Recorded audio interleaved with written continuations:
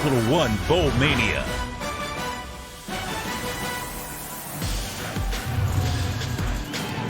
Yes, indeed, Reese Davis. Welcome to the Mid-South, number 23 Navy and Kansas State on a picture-perfect afternoon for college football. Beale Street's going to be rocking later tonight for New Year's Eve. The final day of the decade has arrived, and we've got a good one headed your way right now.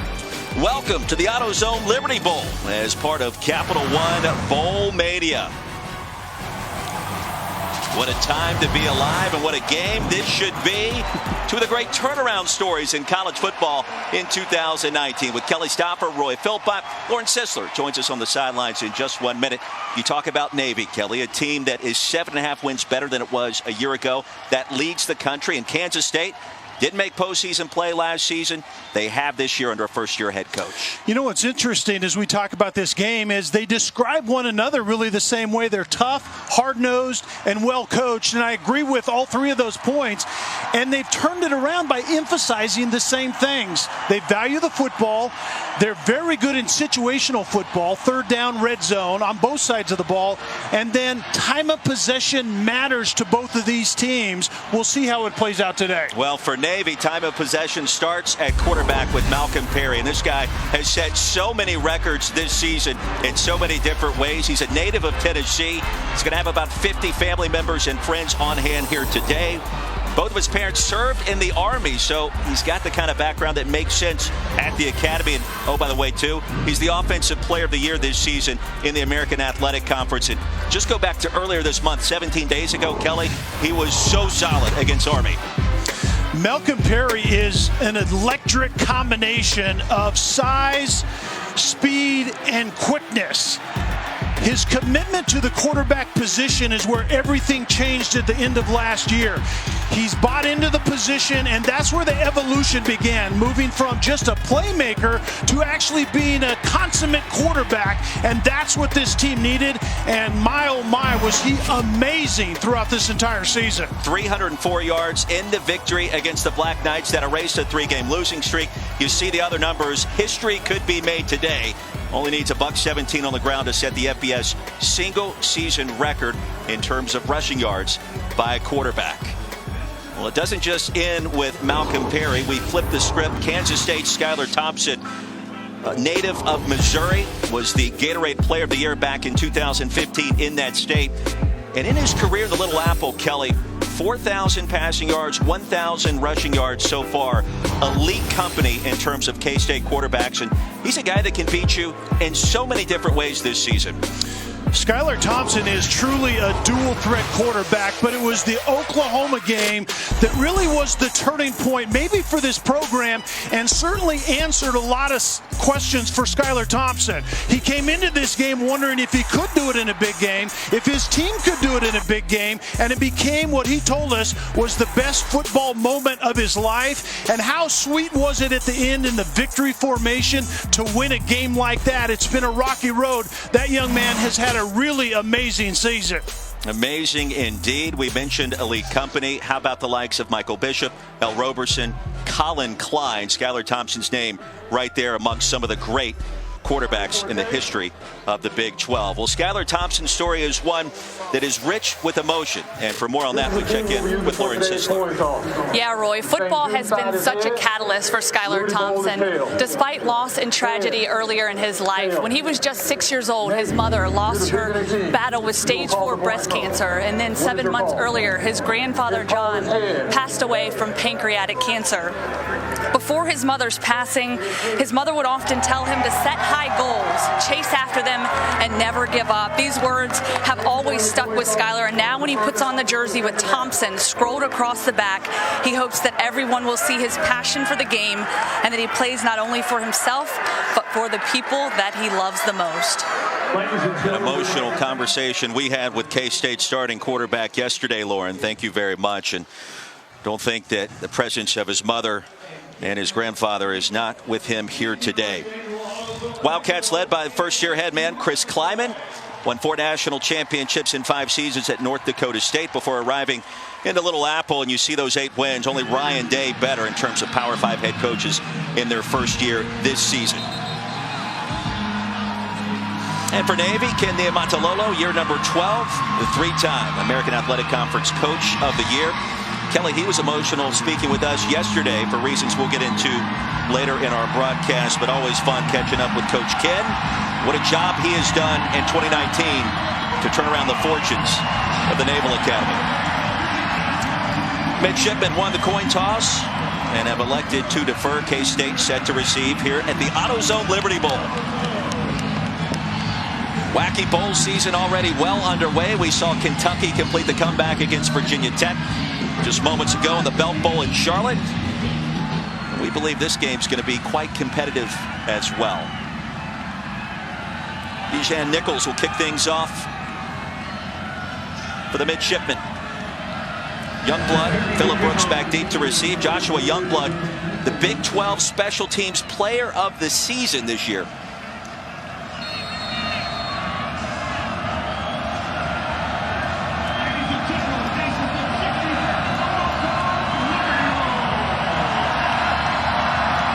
Great crowd on hand. We are underway in Memphis. And here's Phillip Brooks from the 9 with a crease. And spun down at the 26. Skylar Thompson, starting quarterback, native of Missouri. Just a junior, still has a lot of great football ahead in his career. And he's got some targets to throw to as Kansas State now gains health at the wide receiver position. And what a difference a fresh start makes with Chris Kleiman coming in. One of the first meetings was to give Skylar Thompson the understanding that this is your football team and take it and run with it. And I'll never take those keys to the car back. And Skylar Thompson has done just that this season. Gilbert in the backfield, flanking Thompson on first down. The Wildcats will throw it. And a pass is incomplete. So Nick Lenners, the fullback, the intended target. It'll be 2nd and 10 as we take a look at our impact players. For Kansas State, you talked about it. Josh Youngblood is electric, and I think the order of this day, we know how he can impact special teams, but also get him involved in the offense. And Diego Fuga is a very good linebacker that is going to have to play well in space here today. Jordan Brown motions out on 2nd and long, inside give. Straight ahead goes Gilbert. It'll be 3rd down and short. After a gain of 8 yards, Fagot made the stop right on cue. And Fagot is that guy in the middle of the new defensive scheme this year that is going to have to play well. And Skylar Thompson is a true dual threat guy we haven't seen a lot of this year in terms of a dual threat guy, but he's going to be a guy that Fagot that has to make plays out in space a lot of times. But remember, K-State is about running the ball downhill first. Two teams that have been pretty good on 3rd down this season. And I'm not quite sure, but I think I just saw a huddle on the field just moments ago. We haven't seen a lot of that in 2019. Nifty run by Thompson. That'll move the chains. The drive stays alive after a gain of 4. Fagot made the stop. Yeah, one of the staples for Kansas State, and Brian Newberry, the new defensive coordinator for Navy, told us this, that they live in 3rd and short. And that sounds familiar because that's Navy's offensive wheelhouse as well.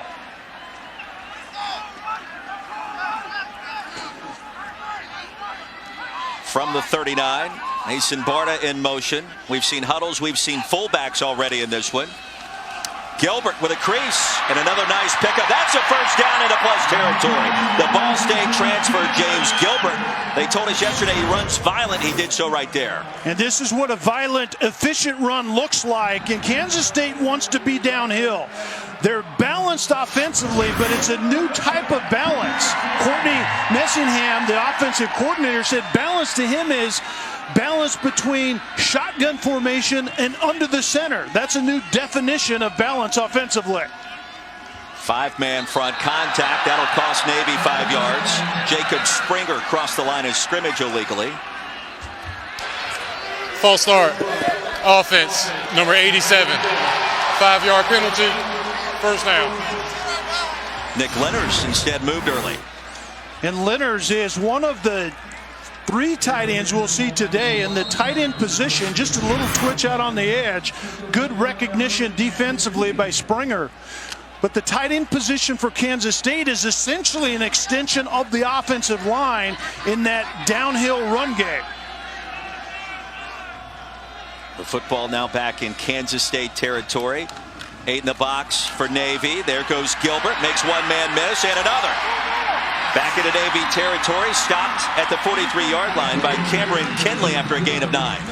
And this is what's referred to as an ace formation. Double tight ends, single back, 2 wide receivers, balanced formation. You force the defense to also be balanced, and then Skylar Thompson manages the play at the line of scrimmage. It's check with me based on how the defense defends that balanced formation, and then Thompson gets him in the right play.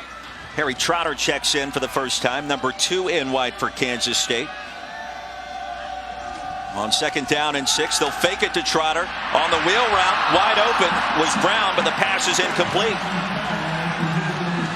Skylar Thompson missed it there. Brown was the near back in a 2-back set, leaking out of the backfield and essentially just going vertical just inside the numbers, and Skylar Thompson just needs to set his feet and drop the ball into Brown's lap. That was a big missed opportunity early in this one.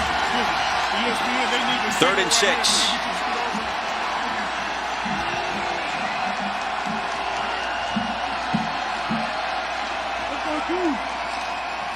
Handoff, Trotter, right side. He'll be stopped well short. Brought down near the 41-yard line. Fago and Carruthers combined to make the hit, and let's see what Chris Kleiman elects to do here. Yeah, just getting to the plus 40-yard line, and you wonder that Chris Kleiman may go ahead and go for it. They would be punting into a really stiff breeze, moving from our right to left. And that's a pretty good time in this place on the field to go ahead and roll the dice early. So on 4th and a short 5, what do you call here, Kelly? You try to get Thompson, I think, out on the edge. And you see 4 wide receivers spread the field with a dual threat quarterback. Feels like a draw. And instead, Thompson's going to be flushed. Surveys, flings it deep. Wide open and incomplete. The pass was dropped by Phillip Brooks, and that should have been 6. Skylar Thompson was getting away from a little bit of pressure, moving to his right, and the second missed opportunity. We saw Skylar Thompson miss the back once, and now Phillip Brooks simply should have corralled this one and walked into the end zone for a big play early for Kansas State.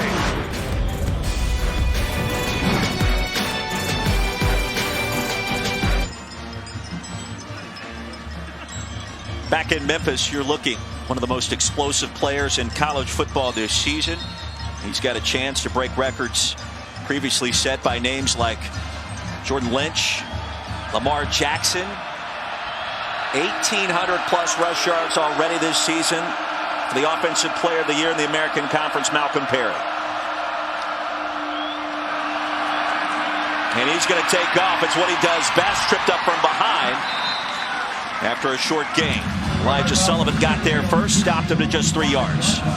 Over 40% of called drop back passes or play action passes turn into Malcolm Perry runs, and we can see it there. And I think it's a combination of things. First of all, Malcolm Perry is an electric runner with the football, but he also is careful with the football, and so he doesn't want to throw the ball into harm's way. Jamel Carruthers joins him in the backfield. On 2nd down, Carruthers gets the handoff, driven backwards after a gain of 2. Daquan Patton got there first. So we take a look at our impact players, Kelly. Jamal Carruthers is one of those impact players. More speed at the fullback position. And Wyatt Hubert is a disruptive guy off the edge, and he's going to have a huge impact today. And Elijah Sullivan maybe will have a career day in tackles in his middle linebacker position. Navy, one of the most efficient teams in the country on 3rd down. Kansas State, the best in the nation on 3rd down defense. Here's the pitch. Close to the line again. It'll come down to the spot, and that should be enough to move the chains. A gain of 5. The Navy drive stays alive. Kansas State defensive coordinator Scotty Hazelton told us that he wants this to become a pitch game, and this is the true triple option. Dive inside, quarterback Perry gets to the edge, and then is it a pitch or is it a keep? The more the ball goes to the edge in a pitch situation, Kansas State is very, very comfortable with that type of process. Keone Cordell, Makekau picks up 5 as the Navy drive continues. Now in plus territory from the 48. Inside give, running the triple option, no gain. Wyatt Hubert, first team, all Big 12 performer with a tackle. So what we'll show today is, we see right there, Navy is just off the hook good at rushing the football, and Kansas State is very good at defending the run game. So good on good in that situation, but it isn't always a triple option for Navy. A lot of times with Malcolm Perry, it's a two-way option. High probability of the quarterback Perry keeping the ball in his hands. Carruthers in the backfield. 3 wide receiver formation for Navy. And on second down, Perry's going to be flush. Finds a crease. Makes something out of nothing. It'll be 3rd and manageable. Jordan Mitty with a tackle after a gain of 5. So the pass game for Navy is, first of all, few and far between. But think of this. You have the ultimate play call. You have the possibility of one receiver open, and Malcolm Perry can find that open receiver. But you also have a defense that responds into pass coverage and then has to come out of that and try to corral one of the most electric runners with the football after that, and that's Malcolm Perry. Perry will take to the air on 3rd down, and the pass will be reeled in. Michael Cooper will move the chains, and the Navy drive stays alive. Lance Robinson in coverage. And it's almost always going to be some form of man-to-man coverage on the back end. Just a simple hook route by Michael Cooper. Thrown a little outside, but Cooper keeps his eyes on it and snatches it well. Navy's been more efficient in the passing game this year with Perry, and also the addition of Billy Ray Stutzman from Hawaii. Kelly has basically served as the passing game coordinator for the Midshipmen this season. Bring a little of that run and shoot that Hawaii is running currently.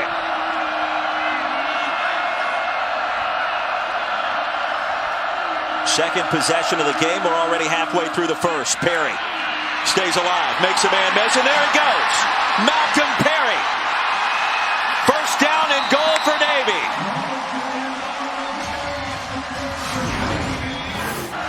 Kansas State has this defended perfectly, outside of the fact that you have to try to tackle Malcolm Perry in space. It isn't a matter of just drawing it up on a grease board and having a hat on a hat. You have to get number 10 to the ground. He's electric both with his feet, Roy, and also he's faster than most people on the field. Back to his native state here in Tennessee. Grew up just north of Nashville. Many relatives live in this area. Carruthers is quickly bottled up. Kelly, he's got a chance, too, to play at the next level. And his commitment to our nation's armed forces could be delayed as a result of that, potentially. Yeah, that rule was just changed just a few months ago, actually, allowing the active duty part of Malcolm Perry to start later if he has a chance to play in the NFL. 9th play of the drive. Perry's run went for 25 after Carruthers was stuffed at the line. It'll be 3rd and goal from the 8. And Green led the charge that time. With what Navy likes to do offensively, they have the ultimate kind of drive finish and scheme. They're 3rd in the country in the red zone. They score touchdowns 83% of the time. I mean, that's beyond elite. But it's because you have your best playmaker with the ball in his hands, and you have multiple options on every play. On 3rd and goal, Navy's going to utilize a timeout. Navy, their first of the half.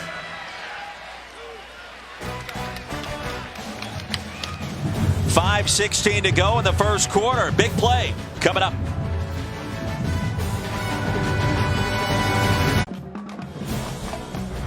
The AutoZone Liberty Bowl, brought to you by AutoZone. Got a job to do? AutoZone can help with their free same-day store pickup. FedEx, possibilities, what we deliver by delivering. And Lexus, experience amazing. Great look at the AutoZone Liberty Bowl parade and pep rally yesterday down on Beale Street. The event featured both schools' marching bands, classic cars, floats, and high school marching bands from around the country. Third down and goal coming up in a scoreless contest here at the AutoZone Liberty Bowl. Carruthers in the backfield, and he'll get the pitch. Can he get to the edge? Tripped up, driven down at the 5. It'll be 4th and goal from the 4. Denzel Goolsby got there first, Kelly. And the thing to notice is how quickly Kansas State was able to get the ball out of Malcolm Perry's hands, and that's going to be the order of the day from now all the way through the last second. Get the ball to the edge. It was more of a speed load option. Simply go and isolate the in-man on the line of scrimmage, and Perry makes the decision to pitch it, and the pitch receiver actually has a lead blocker on that play as well. Well defended by Kansas State. Bijan Nichols on for a 21-yard field goal attempt. And a chip shot on the way from the left hash. Right across the line. And split the pipes. Navy draws first blood here at the AutoZone Liberty Bowl. 3-0 our score, 4:26 to go here in the first.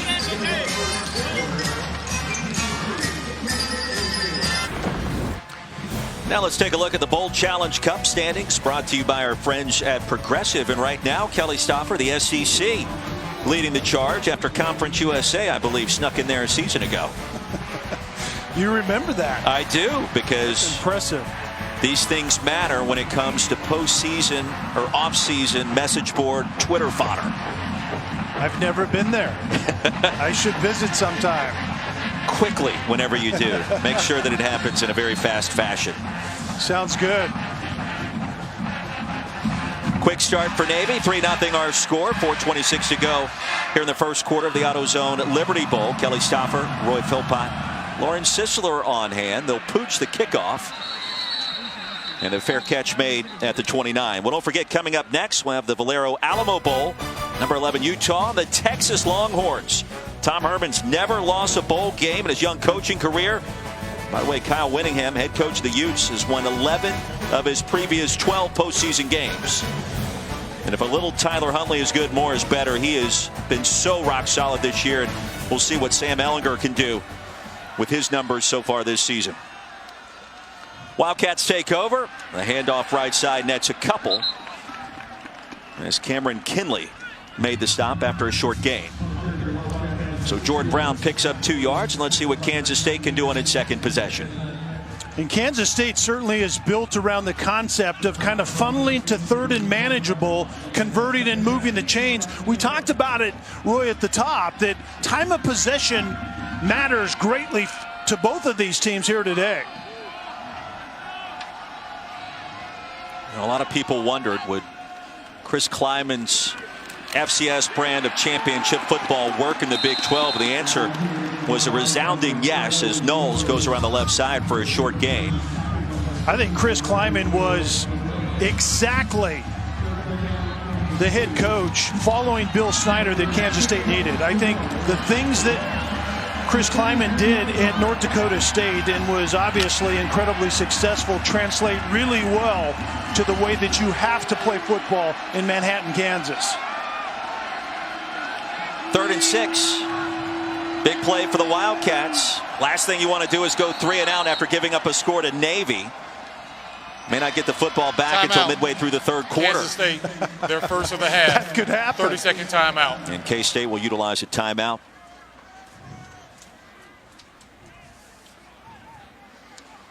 .3:11 to go here in our first quarter.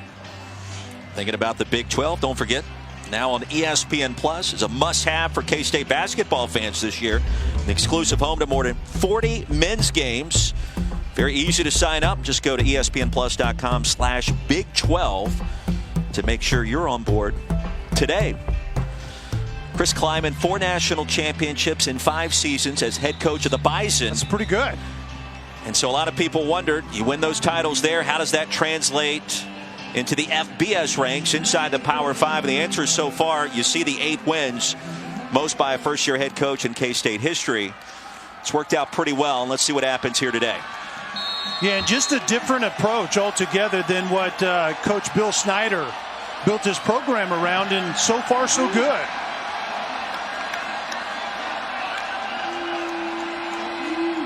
Brown in the backfield. Thompson will change the play. Dalton Schoen in motion. That's his favorite target on 3rd down. Pocket collapses. Thompson will try to buy some time, and he cannot. Sacked back at the 29-yard line. Jackson Perkins got there. This is Navy's new defensive scheme in a nutshell. There's a lot of pre-snap movement defensively by Navy. They don't want the offense to be able to take a good picture before the snap, and then there's a lot of post-snap movement as well. And Kansas State, with that veteran offensive line, couldn't figure it out, and in the end, Skylar Thompson was swallowed up. Second team all Big 12 punter Devin Anktel will send it away from his own 19. Fair catch made by Wynn at the 24. And Navy will take over right there. And we mentioned Malcolm Perry on the verge of setting several records. The Navy offense also close to establishing some new highs for head coach Ken Niumatalolo. And right now just 159 more rushing yards will set the all-time single-season record. And Malcolm Perry just 84 short of breaking the record held by Jordan Lynch, the former Northern Illinois quarterback. And it certainly has been that type of year for Ken Niumatalolo, going from 3-10 in 2018 to 10-2, have a chance to win 11 games. And the commitment that was made to this senior class by their head coach after last season, when the senior class looked him in the eye and said, "Coach, what do we have to do to win?" And I think they figured it out. Perry keeps it. Dives across the 30 for a gain of 6. Sullivan the tackle. One of the things that Ken Niumatalolo told us, it was a commitment to Malcolm Perry as a quarterback, but a commitment that Malcolm Perry had to make at that quarterback position as well. And once Malcolm Perry committed to being a quarterback, remember, he came in as a quarterback, was moved to running back, was moved back to quarterback, and then was benched last season. And lo and behold, now we have this electric quarterback playing this offense. Late pitch, Makakea stacked up at the line. He'll gain a yard. Daquan Patton, Denzel Goolsby got there. Lauren Sisler has more. Yeah, guys, after the loss to Army last season, Coach Jasper told Malcolm Perry, "You are going to be our quarterback." And from that day forward, a lot changed. Perry went to work developing his skill set, watching and studying film more intently. And he's really progressed from being just that athletic player to a more cerebral quarterback. That Air Force loss was a bloodletting, 35-7, and the offense for Navy did essentially nothing. Malcolm Perry found himself as a running back the next week. Running the option, twisting and turning his way for a first down is Perry. And the drive continues for Navy. The thing about that time is Niumatalolo said that it wasn't actually fair in hindsight to Malcolm Perry. They were trying to kind of shoehorn Perry into an offensive approach that really didn't work, more physical. Once they decided that, hey, what's the best skill set of that player? Let's get him out in space. And then they blew the doors off of all kinds of offensive records, especially, obviously, in the rush game this year.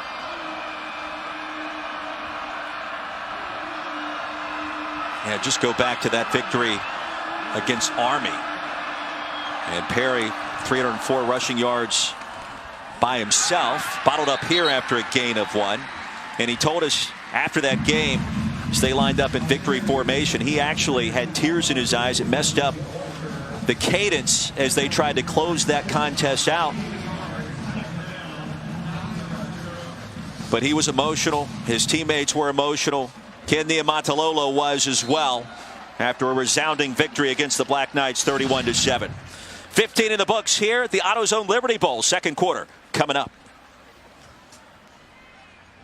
Let's take a look at what's in store this postseason, brought to you by Macy's. I'm not even going to read the cards, trying to appear in front of me right now. Just go through it. Utah could have been in the playoff. They'll play in San Antonio against Texas. I got the Khakis versus Nick Saban. I got Row the Boat versus Gus Malzahn in a bounce-back season for Auburn.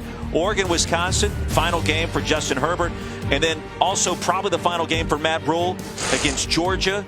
That's all coming up tomorrow. The All-State Sugar Bowl will conclude things on New Year's Day. Let's see if Georgia can find its offense again, because it's been MIA. Yeah, Jake Fromm, we were in there earlier in the year, and Jake Fromm was speaking well of that receiving group, but that wide receiving group in Georgia just never really showed up consistently this year. As we welcome you back here in Memphis, the start of our second quarter. Some laundry on the field. False start. Offense. Number 68. 5-yard penalty. Second down. That's another area of this game that Navy and/or Kansas State just aren't penalized very often. David Forney, the guilty party. Malcolm Perry has a chance to smash a record set by Jordan Lynch and join Lamar Jackson as one of the top rushing quarterbacks in college football history. 1,500 on the ground, 20 rushing touchdowns in a single campaign. How impressive is that? You kidding me? Man. Once that young man committed to the position, it's been absolutely lights out. On 2nd and 14, he'll throw it here. And flings that pass incomplete. Late flag on the field. We'll check the penalty. Heavy pressure from Daquan Patton that time at his will linebacker spot for K-State. And this appears to be pass interference. Pass interference. Offense. Number 28. 15-yard penalty. Replay second down. When you get Navy behind the sticks and down in distance, 2nd and 14, the last thing that you want to do as a Kansas State defense is bail them out with a pass interference. That wasn't accurately thrown. The coverage was great.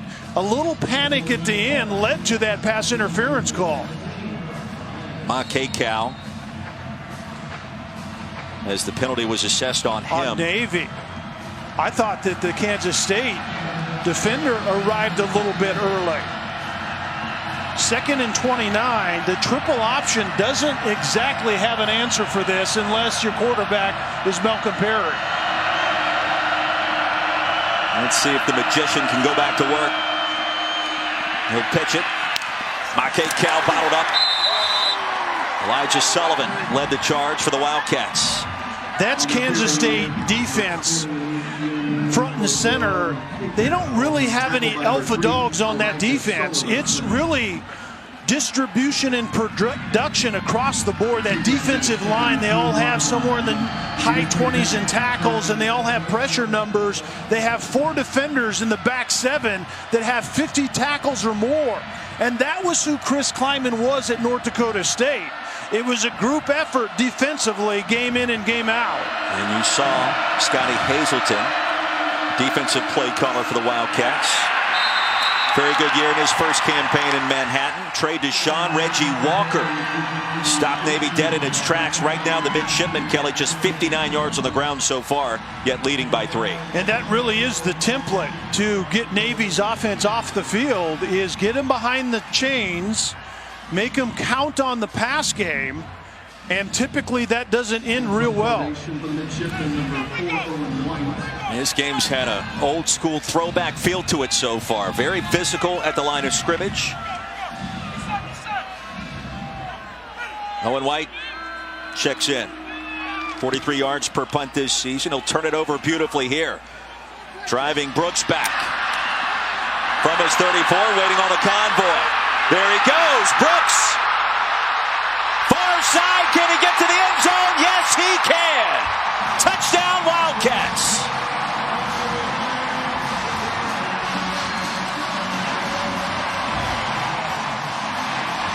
The 66-yard dash to Pater. And K-State with its first lead. Great Kansas State defense leads to a backed up punt that leads to a huge special teams play by Kansas State. Phillip Brooks takes it to the house this particular time, but whether it's Josh Youngblood or Malik Knowles, another staple in the way Chris Klieman intends to build this program in Manhattan. Blake Lynch's extra point is good. And our new score with 13-13 to go in the first half. Kansas State grabbing its first lead at 7-3, and Phillip Brooks with the honors for the Big 12 and the Wildcats from Manhattan.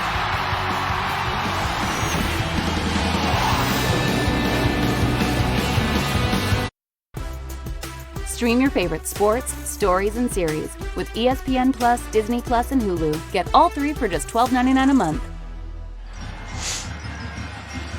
Fast-moving game here at the AutoZone Liberty Bowl. 7-3 our score. The Wildcats scoring their first touchdown of the afternoon, courtesy of a punt return by Phillip Brooks just moments ago. And look at those numbers, 53 punt and kickoff returns for touchdowns going back 14 seasons. You know, under Bill Snyder, it was almost the Beamer Ball Midwest in a sense, and a lot of special team plays have turned games for Kansas State. Nick McClellan wearing number 4 this afternoon will kick it off. The fair catch made at the 2 by Warren. Speaking of 2 more bowl games tomorrow for you, starting at 1 Eastern. You can watch one on television, one on the app. PJ Fleck squaring off against Gus Malzahn, Minnesota and Auburn. And over on ABC, Michigan and Alabama will play in the Verbo Citrus Bowl. Got the Outback Bowl, the Citrus Bowl. And a lot of people talking about Michigan, Alabama. If Bama were to lose that game, I heard the narrative this morning. Does that mean the dynasty's over for Nick Saban? I wouldn't count Nick Saban out, but I think that's really a turning point potentially for both of those programs. You know, where is Michigan going under Harbaugh? First of all, you have to beat Ohio State, but a good start would be beating Alabama. Clemson may have something to say about a potential dynasty run as well. Just had to sneak that one in there as Ryan Mitchell makes a catch for a gain of 5 yards. It's amazing to me in the national championship game, 2 weeks from yesterday, I guess, Dabo Swinney gets to play the underdog card for the umpteenth time in his career. They haven't lost a game forever and a day, and Coach Swinney is riding that underdog card, no doubt about that. And they should be an underdog too, given how well LSU played against Oklahoma, of course. Quick toss, Michael Cooper, second reception. How to move the chains ahead of the 41-yard line. That's a gain of 11. And that was the area of the game. Once Malcolm Perry committed to that quarterback position after last season, he worked incessantly on the pass game, and you can see that he's much more comfortable with it, but make no bones about it, it's not a staple of who Navy wants to be. 4-man front for the Wildcats on 1st and 10. And out of the gun, Perry straight drop back, and that pass batted down. Well, and that's the other part of it. Perry in the pocket is 5'9", and there aren't a lot of throwing lanes for 5'9" quarterbacks in the pocket. Perry wants to get rid of the ball quickly, and then the defensive end and Duke just gets up and bats that ball down. Freshman from Atlanta, Khalid Duke. Did I just see Navy throw the ball 3 times in a row? I mean, they're operating straight gun, straight drop back. Perry rips it out. And sandwiched between 3 different K-State defenders. McPherson and Goolsby made sure stopped him for a short gain of 3. And you said it, sandwiched. Kansas State defensively, the game plan is to box Perry in and then have pressure that kind of dents that line of scrimmage, and that's a really good example of it. Perry is so electric out on the edge in space. He makes defenders look foolish. Not that time defensively for Kansas State. 4-receiver formation. There goes Perry. Can he get to the line to gain? He cannot. Stopped at midfield by Sullivan. It'll be 4th and 1 from the 50. And tell me, what do you do here if you're Ken Niumatalolo? Without hesitation, Ken Niumatalolo goes for it. They go for it on 4th down anyway. I mean, and a lot of times the 3rd down call is affected by the fact that Niumatalolo has already told Ivan Jasper's offensive coordinator, this is 2-down territory, and we're seeing it right here. First of all, defensively, Kansas State has to learn hard count. All 11 players in the box. Perry, left side, has a first down and a lot more. There he goes. Malcolm Perry's going to be tripped up. Ball comes out late, stopped at the 26 by Walter Neal. And that was a shoestring away from being a touchdown. Well, Navy lives in short down yardage situations, and that's what we see here. The offensive line's used to it, but the defenders all of those extra hats to the line of scrimmage, and then there's nothing beyond that. And Perry almost took that one to the end zone.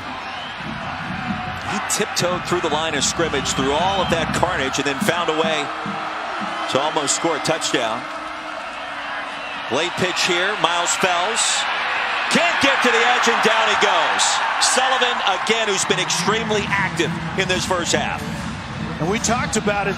Elijah Sullivan is one of those impact players. The middle linebacker playing the triple option sometimes has upwards of 20 tackles. You have to skate inside fullback to outside to the pitch. You stay a half a hole behind, but when the pitch shows up outside, that middle linebacker has to arrive as well.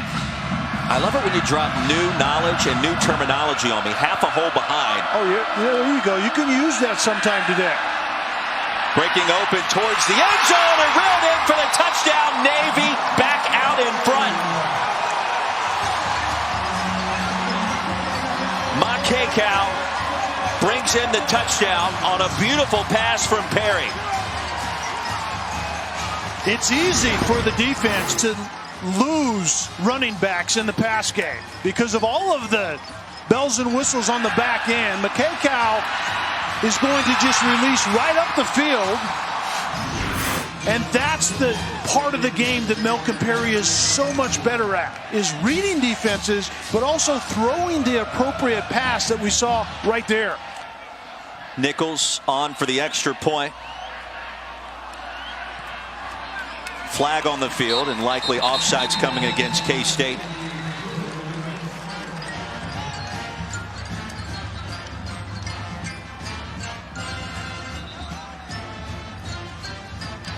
So the plays, try for point is good. Offsides, defense, number 2. That penalty is declined. We'll have the kickoff from the 35-yard line. So the junior slot back, Keone Cordell Makekau, scores the first touchdown of this season. The junior from Hawaii is Malcolm Perry. Drops a dime like it's his job. He's been doing it all season long for the academy. The AutoZone Liberty Bowl, brought to you by AutoZone. Need a part? They can help you get it fast. Just visit AutoZone.com to get started. And Pizza Hut, official pizza of college football. No one out-pizzas the Hut. Now the Navy players and coaches visiting St. Jude's Children's Research Hospital here in Memphis as the midshipmen met with patients in their room, signed autographs, posed for photos with all of those wonderful children. Back here at the AutoZone Liberty Bowls, Capital One Bowl Mania rolls along, and if that doesn't get you going this holiday season, I don't know what will. Naval Academy bursting that 75-yard scoring drive in 8 plays, and guess what? They're throwing the pill around today, right? I mean, this has been fun to watch. Yeah, 8 plays, 4 runs, but also 4 passes. Makekau catching that last pass in the end zone, but you talk about balance. That isn't something that Navy typically associates with their style of play. It's all on the ground, and it's a lot of times Malcolm Perry, but that was tremendous. Came out throwing 3 passes in a row to start that drive. Ask Malcolm Perry, what would you tell yourself 3 years ago after you burst on the scene, the Armed Forces Bowl against Louisiana Tech with a touchdown on your only touch of the game? He said, you know what I tell myself? Take ownership at the quarterback position and become selfless earlier in my career. Here's Youngblood, the Big 12 Special Teams Player of the Year, sit down after a short return on the kickoff as we take a look back at our Great Clips Drive recap. Navy throwing the football. And they came out throwing it 3 in a row. The first one to Mitchell, the second one to Cooper, and Makekau catching the touchdown pass, and Perry in the middle, almost taking it into the end zone. And that was a 4th and 1. Head coach Ken Niumatalolo chooses to go for it. That's not highly unusual. Finish the drive through the air, on the other hand, is unusual for Navy. 6-man front, and the first completion now for Skylar Thompson, as he's 1 for 4, and that'll be a gain of 6 yards on first down, and the first grab for Dalton Schoen. And we anticipated this type of game, kind of back and forth, violent run game, electric runs by Malcolm Perry. We didn't anticipate as much of the pass game by Navy, but now you would think that you would see K-State settling into their offensive game plan a little bit more right now. Gilbert in the backfield. Play action on second and short. That'll move the sticks. First down for Kansas State. Close to midfield as the drive continues. Springer the stop after a gain of 14 yards. Malik Knowles makes his 23rd catch of the season. And an important thing that Skylar Thompson pointed out yesterday when we met with him is in the 2 losses that Navy has against Memphis and Notre Dame, the offense had success through the air. And I think that's what we're going to see right now. Kansas State probing the pass game just a little bit more than they have up to this point.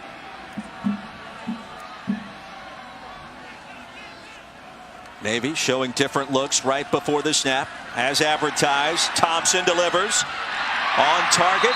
That's a gain of 11, and now, they'll say that's a grab. As Knowles makes his second reception, Carruthers applied the pressure. This is where Skylar Thompson, I think, has improved so much, Roy. The subtle movement, the pocket manipulation to get the football off. There's pressure by Navy. That's now Navy's middle name defensively. And then he gets whacked in the sternum, does Thompson, but gets the ball off. That's all really, really good stuff. So Thompson started the game 0 for 3. He's completed his last 3 passing attempts. Kansas State now from the Navy 39 is going to utilize a timeout. Timeout. So the Wildcats with 1 remaining halfway through our second quarter here in Memphis. Goodwin Brewing, the AutoZone Liberty Bowl, 3-point contest.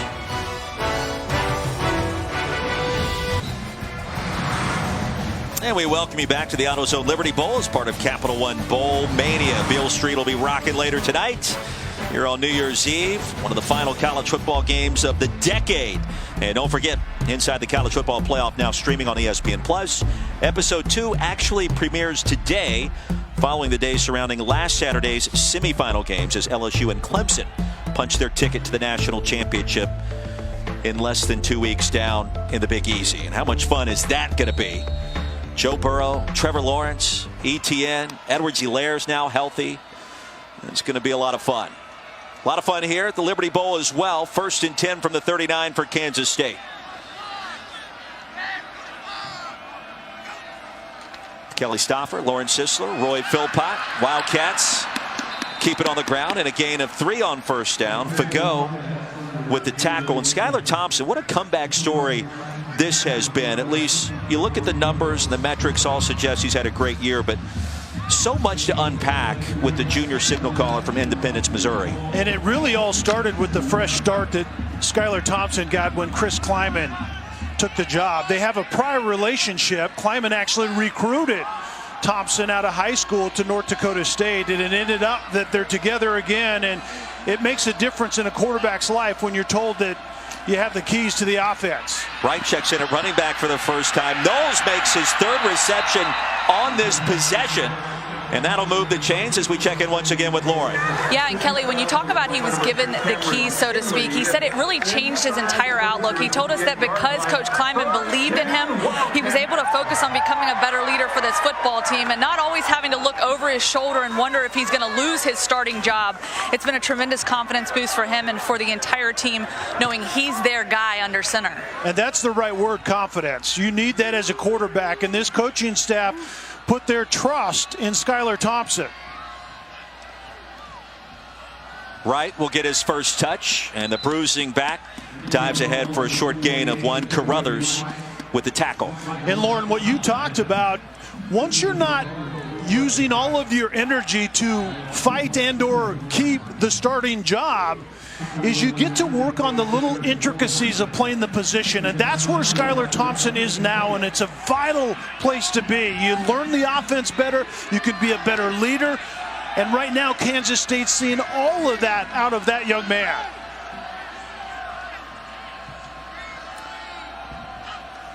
Gilbert back in at running back, out of the eye. Thompson's going to be flush. And the dump off pass will pick up a couple. It'll be third down and short upcoming as Evan Fockman limits that to a short gain. And there you see the Thompson family, his father Brad. It's been an incredible season for Skylar and company. That upset victory against Oklahoma. Ran to his dad after that game. He said, "I saw tears in his eyes. It's the first time that I've seen him cry." That emotional moment has resonated with him ever since.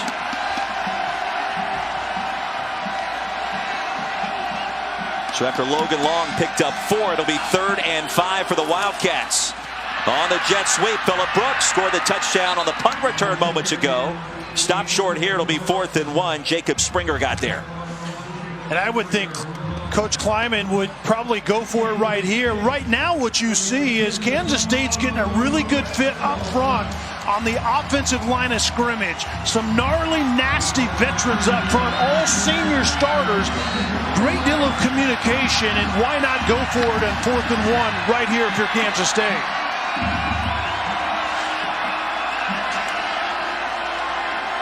Wildcats 0 for 1 on 4th down so far today. And a timeout called by Kansas State. That'll be their final timeout. Kansas State, their 3rd and final of the half. 3-point game, 4:23 to go, and a fast-moving first half here in Memphis.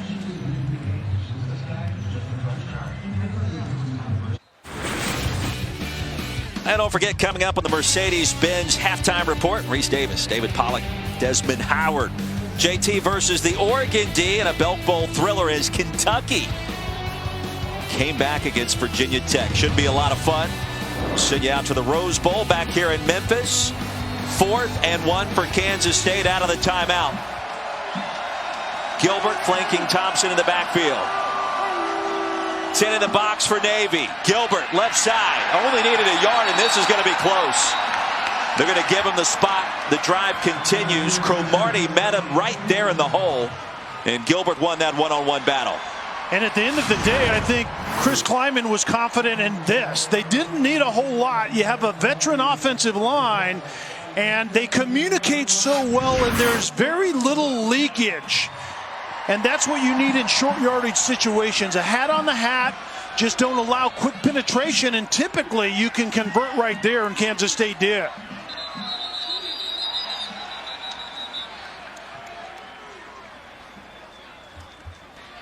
The ruling on the field is that the runner reached the line of the game for a first down. The previous play is under further review. Trey Blake leads our ACC veteran officiating crew this afternoon.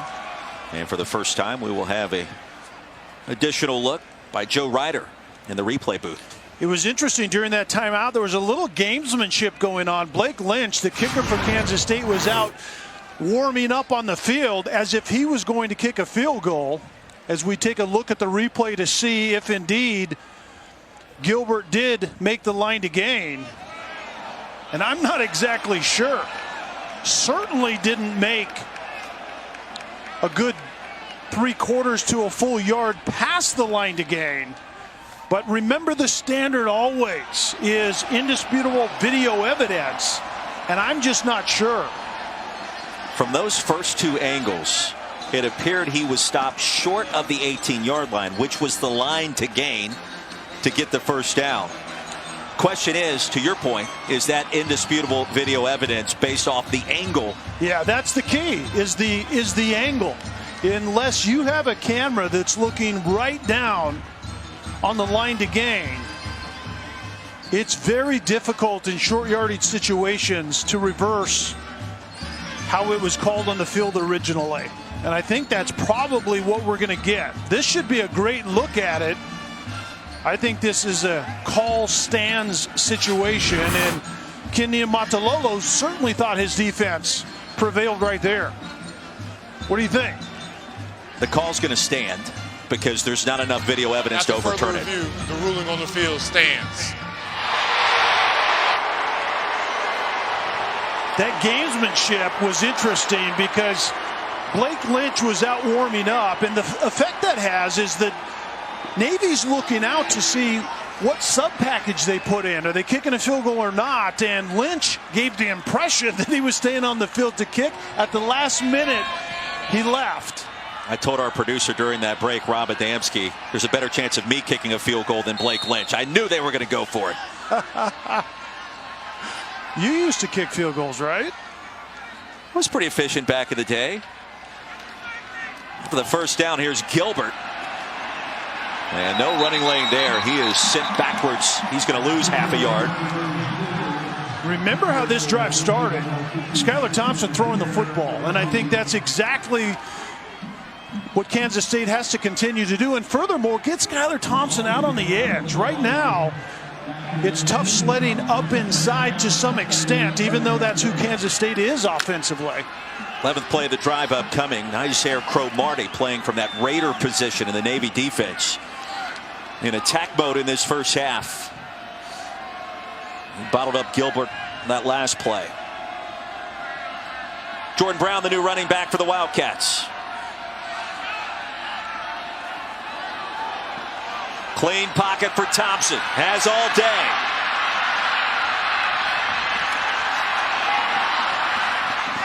And stepped out of bounds, I believe, before releasing the pass.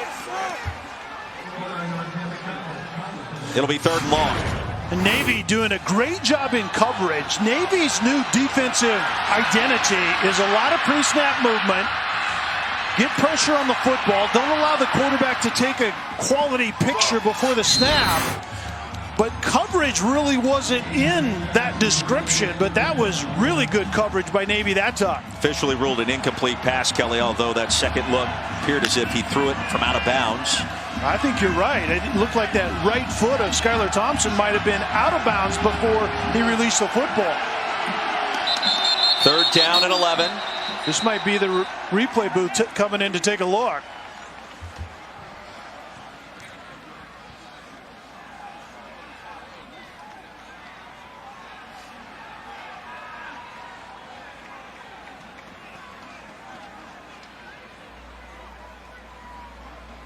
And Ken Niumatalolo suggesting the same thing to this veteran crew. And the difference would be a loss of 5 to 6 yards. It's a throwing down nonetheless into the red zone, but it may be from a different starting point. The ruling on the field is an incomplete pass. The previous play is under further review. That's back near the 21-yard line. It'll be a loss of about 2 to 3 more yards. In a game like this, football, they say, is a game of inches, but in particular, triple option time of possession game like we're seeing today, it may mean a little bit more. Yeah, and in this game, you need to really finish well in the red zone. We saw Kansas State's defense bow up and hold Navy to a field goal originally early in the first quarter, and Chris Kleiman understands to beat Navy, you have to beat them at their own game. You have to be really good in situational football. Convert 3rd downs, extend drives, and then get 7s instead of 3s in the red zone. So the first ever meeting between these two schools has been a good one so far. By the way, how cool are those uniforms that Navy's wearing today? Fantastic. We noticed that as soon as we arrived at the stadium. Kelly Stoffer, Roy Philpott here in the booth. Lauren Sisler on the sidelines here at Liberty Bowl Memorial Stadium. Navy trying to win its 11th game of the season. That would tie the mark for victories in a single campaign. And Chris Kleiman doing a fantastic job in Manhattan, taking over for Bill Snyder, which, as anybody can understand, is not easy to do. After further review, the quarterback stepped out of bounds prior to releasing the pass. Therefore, he is down at the 21-yard line. It'll be 3rd down at the 21-yard line. Please reset the game clock to 2:48. 2:48 on the game clock. A replay booth has been crushing it so far this game, and I emphasize that because they're basically agreeing with us, and that's always a good thing. Right? Usually is. Usually. I shouldn't say always. Usually. 3rd and 13.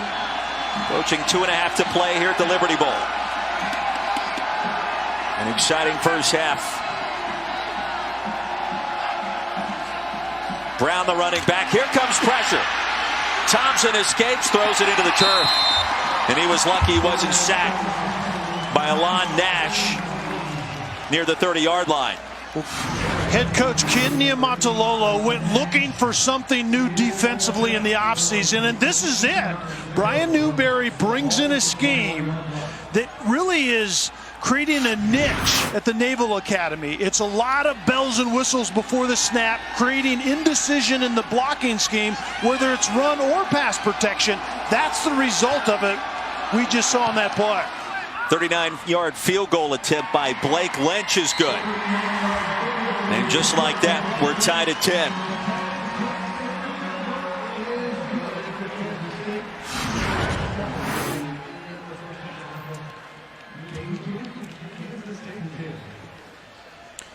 When you play Navy, it's about TDs and not threes, but they've traded a couple of field goals, so far so good.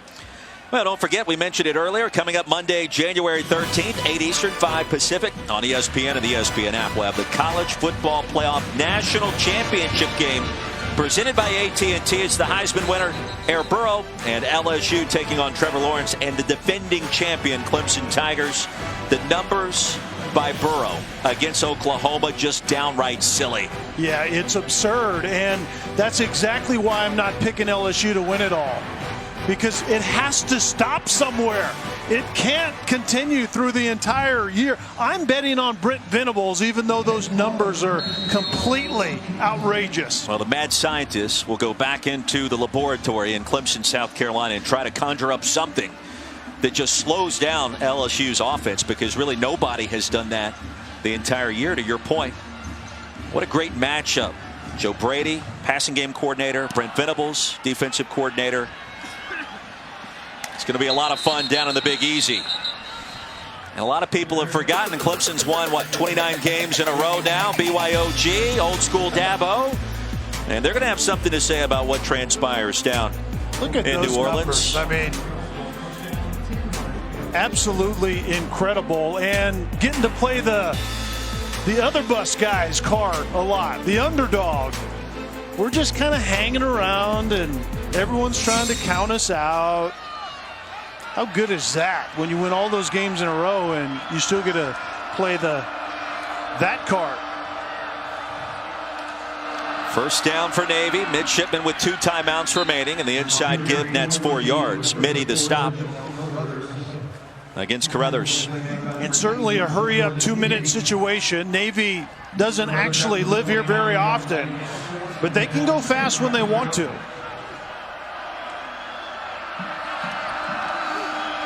Play action. Perry drops back deep. He has Cooper wide open. Couldn't see him.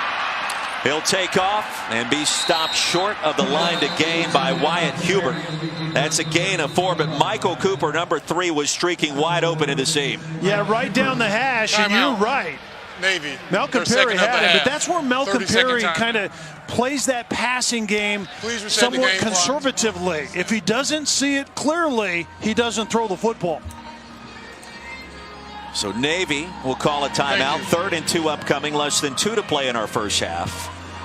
It's already been a crazy day of postseason football. We saw the Belk Bowl. Kentucky and Virginia Tech came down to the wire.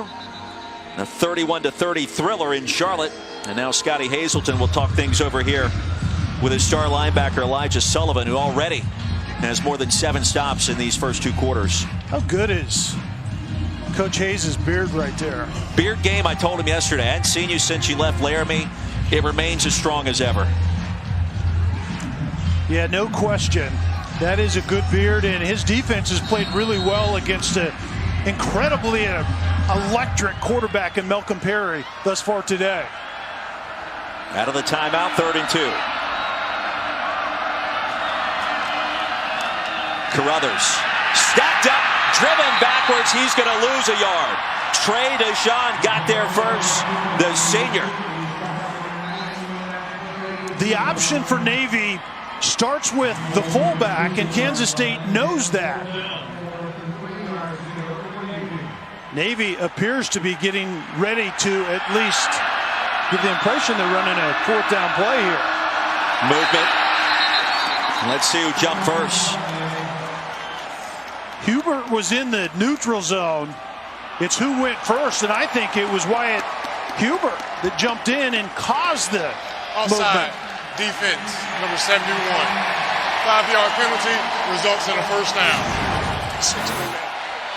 Correction, the foul was on number 56. Wyatt Hubert goes down inside from his defensive end position and just gets drawn off sides by the hard count by Malcolm Perry. He's been one of the additional coaches on the field in the weeks leading up to this bowl game. Faced the option almost every week in high school, he told us. Off the carom, Cooper makes the catch for a gain of about 5. Well, that's just a lack of discipline, because even Ken Niumatalolo, I don't think, is going for it right there. As we see Malcolm Perry throwing from inside the pocket, and once again the 5'9" quarterback getting the ball tipped. That was Reggie Walker. On second down, Perry spun backwards by Sullivan. He'll pick up 3 yards as time continues to wind down. Under a minute. Now another timeout will be called. The last Timeout for Navy. How good is Their third and final Elijah of the half. Sullivan been today? 30-second timeout.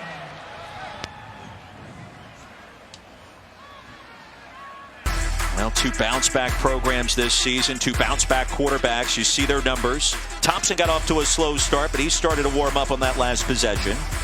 Yeah, Thompson was a better passer on that last drive, and Perry throwing the football. 5 of 6. We know he's electric with the ball in his hands on the ground. It's going to come down to these 2 guys at the end of this game. We thought it would be tight, and it has been. And the 2 quarterbacks will decide who's going to win this game today. Navy 3 of 7 on third down.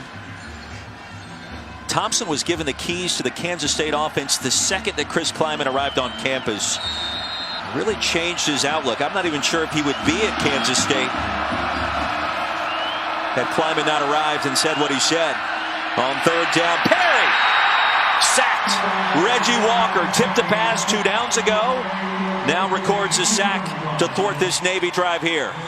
Scotty Hazelton bringing pressure on that down and distance right there. Man-to-man on the back end, adding hats to get after the quarterback. It's all about being disruptive defensively, whether you're playing the spread, hurry up, throw the ball type of offense or the triple option. The more you can pressure the guy with the football, obviously, the better you're playing defense. Now, Kelly, both teams out of timeout, so Navy allowing the clock to wind down, tied at 10. And I would imagine they will take a delay of game penalty. And then punt it away on fourth down. Delay of game. Offense. 5-yard penalty. Fourth down. Entertaining first half, just about in the books. What we expected, and Chris Kleiman told us yesterday, it's a possession game. They're going to keep it. We're going to keep it. They're really built the same. They look different, but they're built the same. They play football the same. They covet. They value the football. They take care of it. Time of possession matters. And so it's really beating each other at their own game. Here's the ever dangerous Phillip Brooks, already returned one 66 yards to the house earlier today. And you got to think Owen White's going to be instructed to kick it out of bounds.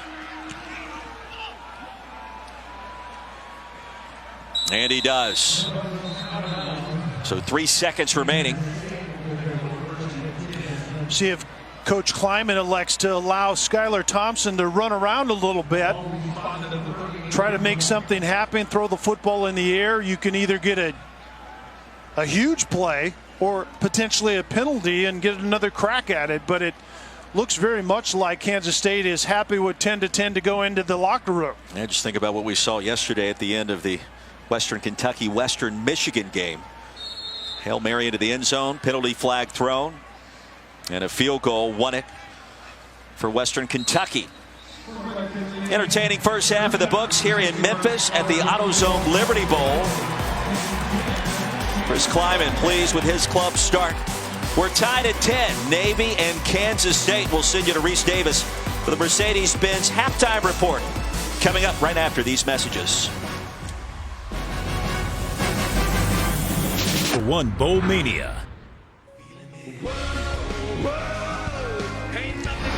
And welcome back to the AutoZone Liberty Bowl as part of Capital One Bowl Mania. Scotty McCreary completing his halftime act just moments ago. And a fun first half already in the books here in the heart of Memphis. Tied at 10 between number 23 Navy, and you look at this second half. It is going to be a lot of fun. Kansas State in position, Navy in position, a throwback old school kind of slugfest game. It's been a little different. It's been a lot of fun so far. Yeah, it's been different because the defenses have won the day, to be quite honest. I think Kansas State corralled Malcolm Perry really well. I think Kansas State, this to me is going to be the difference in the second half. Kansas State offensively has to let it loose a little bit. Allow Skylar Thompson to throw the football. They have an advantage. Wide receivers on Navy's secondary. Kelly Stoffer, Roy Philpott, Lauren Sisler here with you. AutoZone Liberty Bowl. Navy set to receive our second half kickoff. And the fair catch made just inside the 10 as we check in with Lauren for the first time.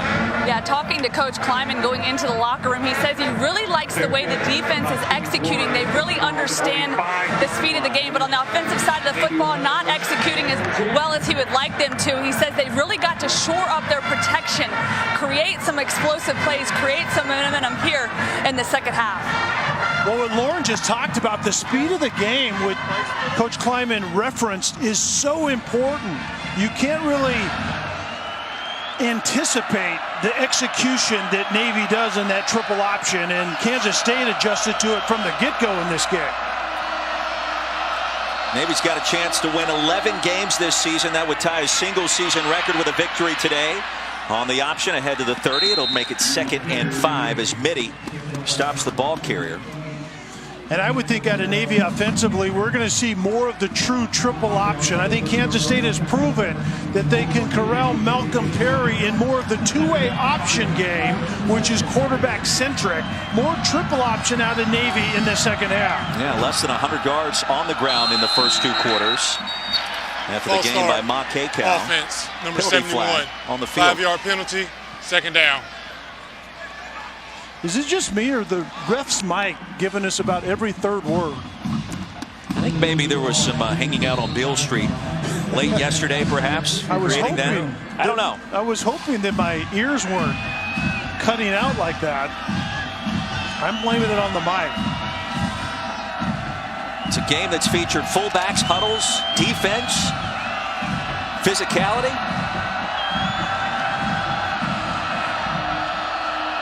Fantastic way to end the college football decade right here on ESPN.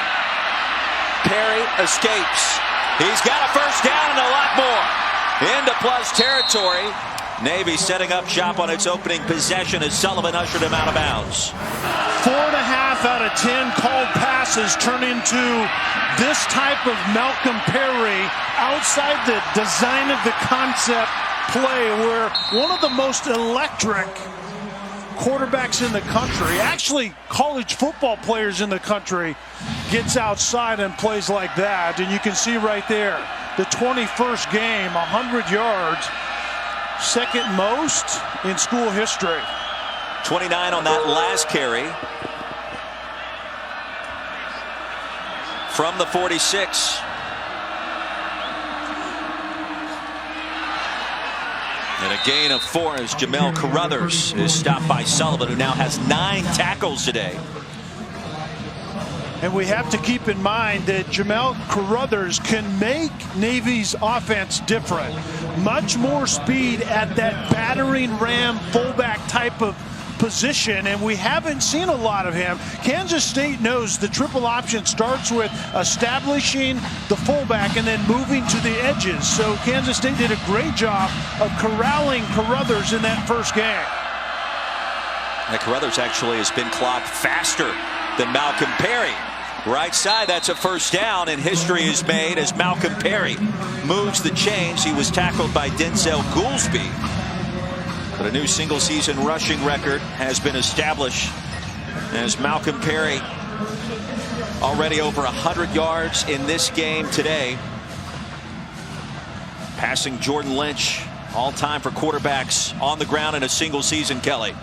talked about maybe Malcolm Perry had somewhat of a quiet first half. Can you have a quiet 100 yards? It seems impossible, but I think Kansas State prevented Malcolm Perry from taking over the game in that first half. Timeout. Navy, their first of the half. Midshipmen will utilize a timeout. We'll step aside. 12:08 to go in our third quarter. We're still tied at 10.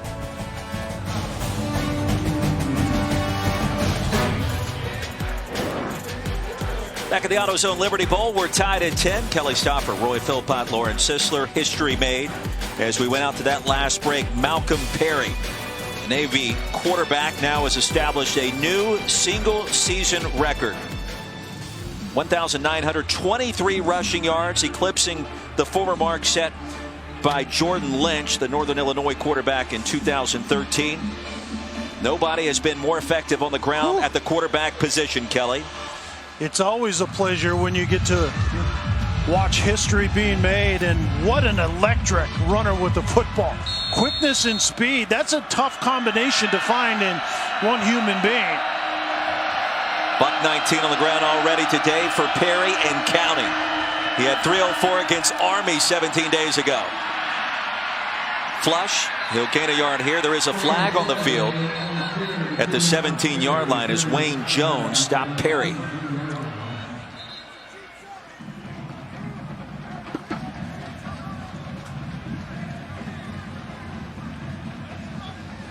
Ken Niumatalolo told us this week, I don't know what I was thinking with Perry not playing quarterback last year. They were 3-10 as a result. Holding. Defense number 2. 10-yard penalty results in a first down. Lance Robinson, the guilty party.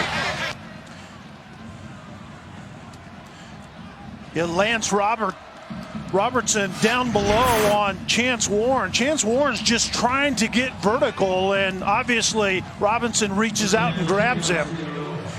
It was holding instead of pass interference because Malcolm Perry never threw the football. Numbers through the air been quite impressive this afternoon as well for Malcolm Perry. Yeah, Ken Niumatalolo told us that wasn't one of his finest moments when he moved Malcolm Perry from running back to quarterback and then back to running back once again, but it was that beat down by Air Force last year when the offense did essentially nothing. And the irony in that game is afterwards it was the valuation, are we too one-dimensional because the quarterback does everything with our offense? Well, it's hard to imagine Malcolm Perry having less of an impact in this game than what we've seen this entire year. Nelson Smith in the backfield. He'll get the handoff straight ahead through the A-gap. Back to the line of scrimmage and not much more. Trey Deshawn belted him down. I don't mind an offense being one-dimensional if that dimension is Malcolm Perry. I'm not exactly sure what that evaluation meant, but I think the main thing is that they discovered that they were just trying to plug Malcolm Perry into the wrong approach. Too much physical running inside, not enough electricity outside. Perry on the option, got to the edge, belted down hard. Wayne Jones, the full head of steam, and Kyle Ball got there.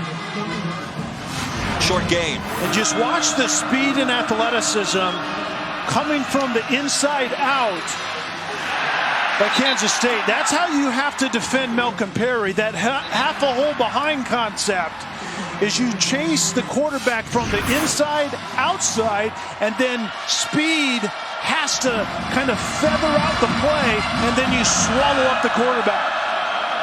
3rd and 7.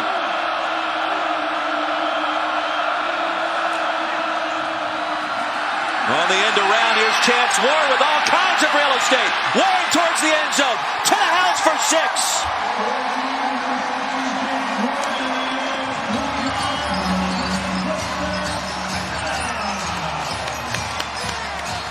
Oh, this second half's going to be a lot of fun.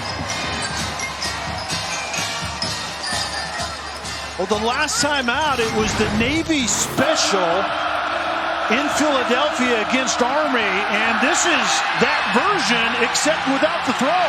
This time it's just a walk-in by Warren on the reverse. Same concept, one's a run, The other against Army was a pass. Bijan Nichols on for the point after. In our new score, 10:15 remaining.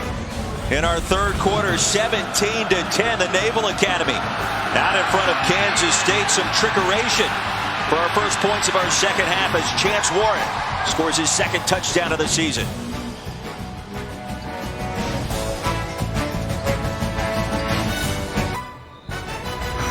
The AutoZone Liberty Bowl, brought to you by Pennzoil. Pennzoil synthetic motor oils are made from natural gas. The proof is in the Pennzoil. And Intuit QuickBooks, the easy way to a happier business. Well, you wonder why we have so many bowl games. This is one of the main reasons that K-State players and coaches at St. Jude's Children's Research Hospital back on Friday, posing for pictures, signing autographs, spending time with patients and their families. Yeah, it's for moments just like that. I think well said. So many of these postseason contests giving back to their communities. Malcolm Perry orchestrating another Navy touchdown drive on their first possession of the third quarter. Here comes Malik Knowles with a lot of real estate in front of him. There he goes. Malik Knowles with one man to make. And he can't do it as he stopped at the 40. Kansas State with outstanding field position to start its first drive of the third quarter. Well, the big special teams play in the first half was delivered by Phillip Brooks, and now Malik Knowles, who's healthier now than he was just a few games ago. And that's one source of speed that the Big 12 is going to see in Kansas State's offense next season. It's Malik Knowles, it's Josh Youngblood, and it's Phillip Brooks that's going to be infused into the design of what Kansas State does offensively in 2020. That return covering 52 yards. Gilbert on first down. Off left tackle will pick up a couple, so think about Phillip Brooks, to your point. 66-yard punt return for a touchdown earlier. We saw Knowles from 52 yards out there, and Joshua Youngblood, Big 12 Special Teams Player of the Year this season for K-State. Yeah, and I would think we would see Youngblood in this game here soon. I think by design, you can build touches to your playmakers, and Kansas State has to do that offensively here in this second half. Three-man front for the Midshipmen.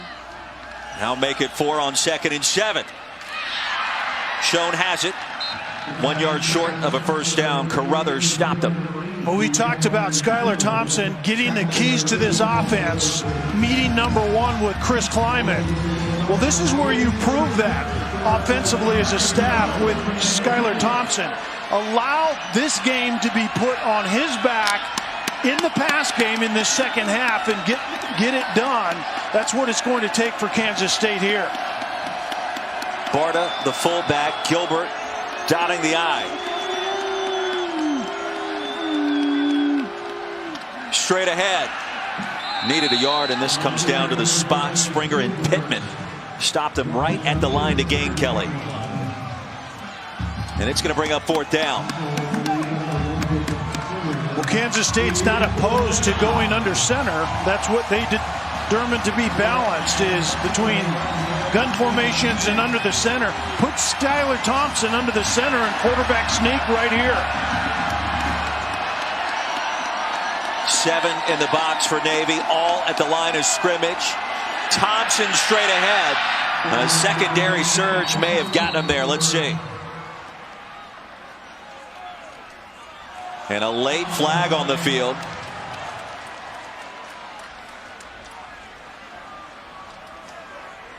He had to reach the 30, and I think they're going to give him the spot.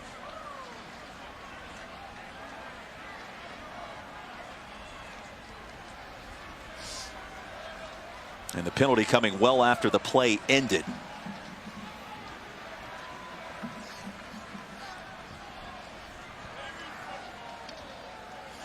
Well, there are some unpleasantries that take place in quarterback sneaks, and someone got offended by it.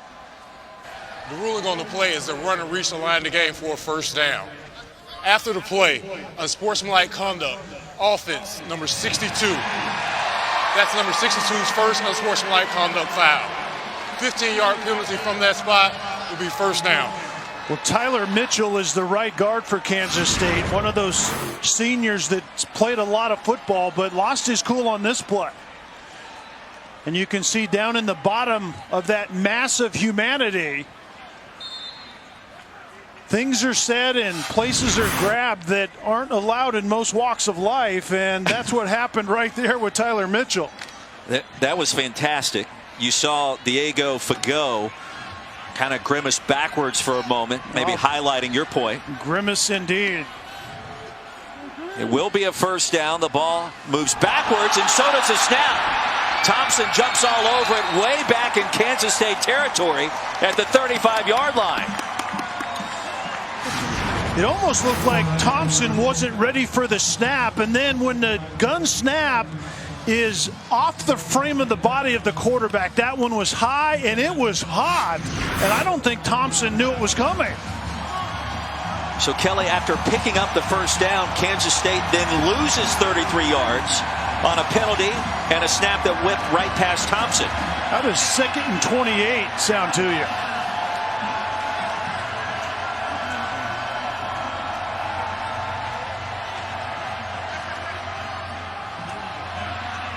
The left side run, Jordan Brown sent out past the 40 by Paul Carruthers, and I'm not sure Skylar Thompson knew the ball was coming when it did. Yeah, Skylar was definitely looking other places. That right hand going out, I think, was to tell the center that I have more to say to get our offense in the right play, and that's about the time the high hard one came off to the left.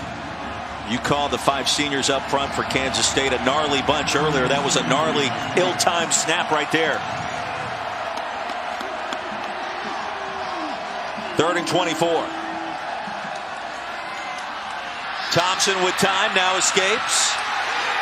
And he'll have his bags packed. Ball pops out near the 41. And let's see who jumped on it.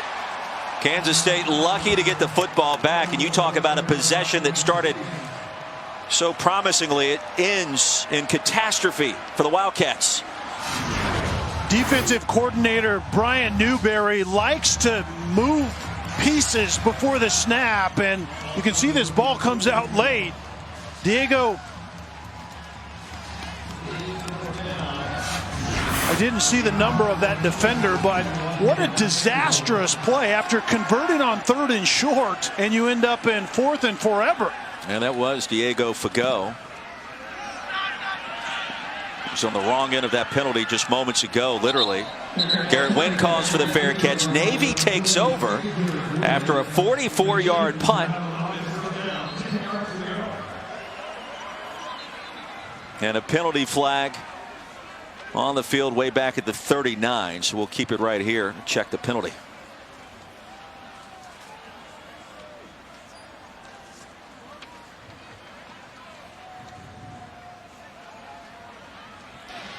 During the kick, holding, receiving team, number 22.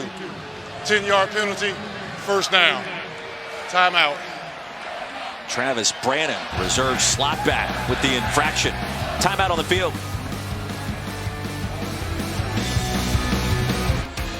Welcome back to the AutoZone Liberty Bowl. Let's look back at today's clutch delivery brought to you by Chipotle. Take it away, Roy. Malcolm Perry.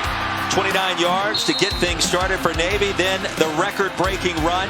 Now the new single-season rush yards record holder at the quarterback position. The end around, Chance Warren putting Navy back on top 17-10. A fun start if you're a fan of the Midshipmen to begin this second half. And we'll see if this can continue as now Navy's backed up all the way at its own 12-yard line. Well, this is where Navy tends to take over games. They have a scoring drive, takes the starts out of the defense. The opposing offense spits the bit on the drive, and Kansas State's defense is back out there quickly. 5-man front working against the vaunted triple option. Carruthers make that Perry. He escapes back to the line of scrimmage and not much more. Wyatt Hubert, first-team all-conference performer out of the Big 12 with a tackle. Typically today when Kansas State has had trouble defensively, it's Malcolm Perry in the pass game that turns into Malcolm Perry impromptu running the football out of that pass game. That's what Kansas State has had issues with at times.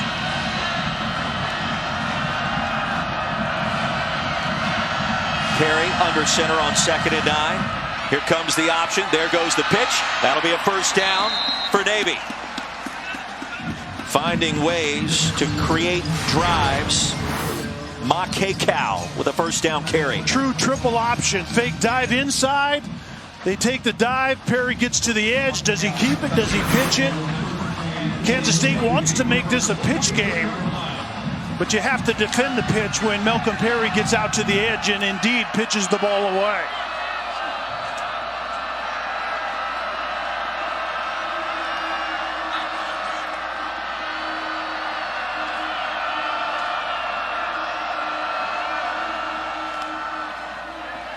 More of the option. And a big gainer for the Academy. Near side run. Close to plus territory. Stopped at midfield. The Navy in business once again as C.J. Williams picks up a gain of 27.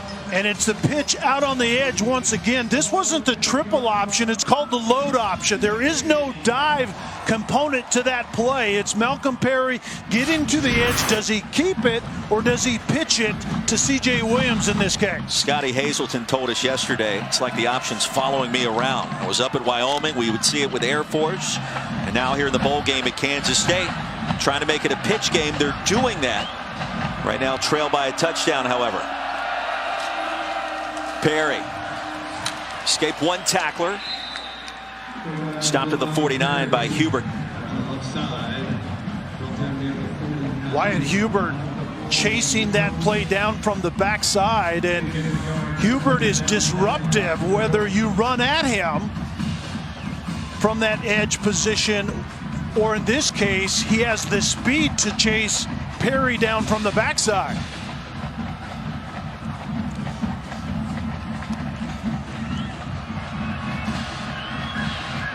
Navy now has established a new school record for rushing yards on this drive.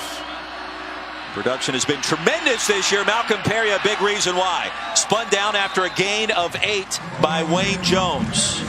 We hear a lot about the jump cut. Malcolm Perry has something that I would describe as almost a skip cut. Actually, he plants his foot, skips to the right in this case, and then gets upfield. Pretty interesting to watch. 3rd and 2 upcoming. How does his game translate to the next level potentially? Because he has aspirations of playing in the NFL. Imagine that dude is a slot receiver at the next level. Are you kidding me? Teach him how to run routes, find space, and then he's dynamic after he has the football in his hands. On 3rd down, they'll toss it out. First down for Navy. And a punishing finish at the 30-yard line. Miles Fells with authority that time. Wayne Jones on the wrong end of that collision.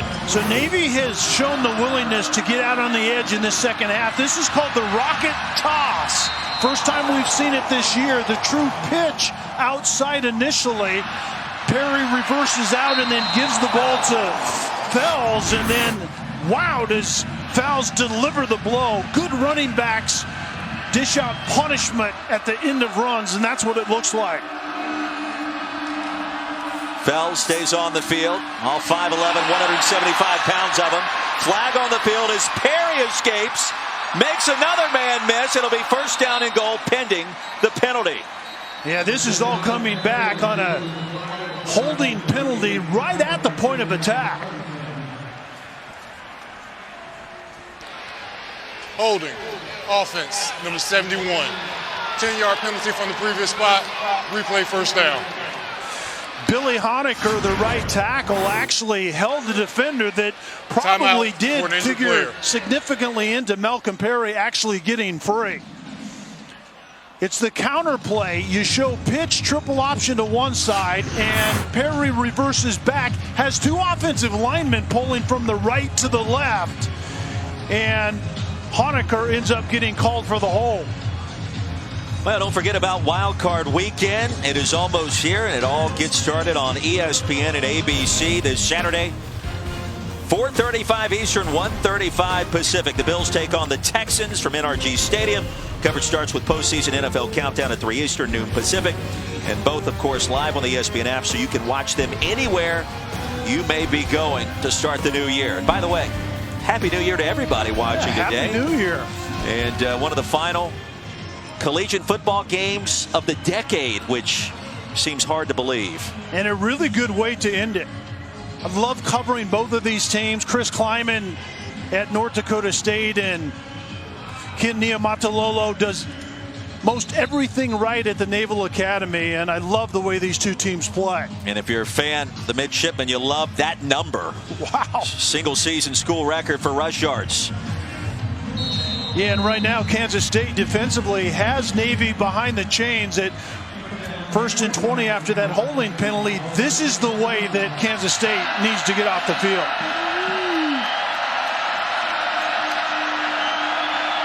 Perry settles in. Carruthers stopped at the 41 by Daniel Green. And just kind of thinking ahead on this drive, this certainly has the feel of a 4-down territory with Ken Niumatalolo. Behind the sticks, if you can get into 4th and somewhat manageable, Ken Niumatalolo may look to go for it.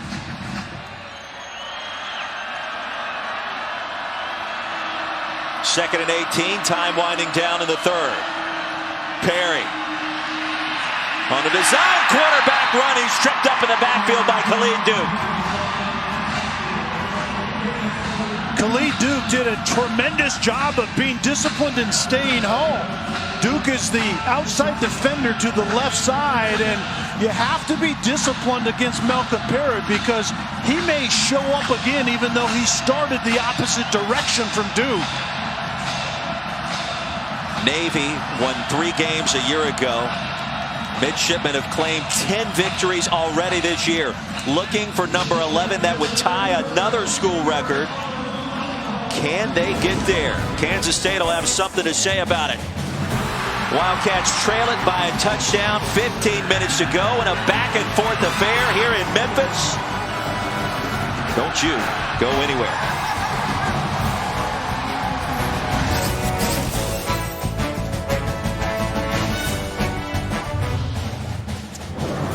The sun beginning to set along the banks of the mighty Mississippi here in Memphis, Tennessee. The AutoZone Liberty Bowl, 1 possession game, 3rd down and 22 to start our 4th quarter. Kelly Stopper, Lawrence Sisler, Roy Philpott. 15 to go.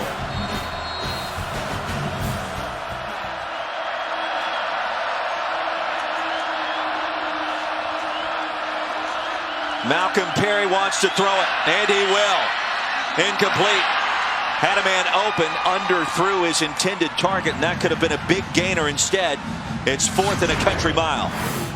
Yeah, you're exactly right. Malcolm Perry gets outside the tackle box and just doesn't really get his feet in the proper position to complete this pass. Kansas State had dropped coverage. There was certainly a miscommunication. Ma Kekow, the intended receiver, as Phillip Brooks drifts back to receive this Navy punt.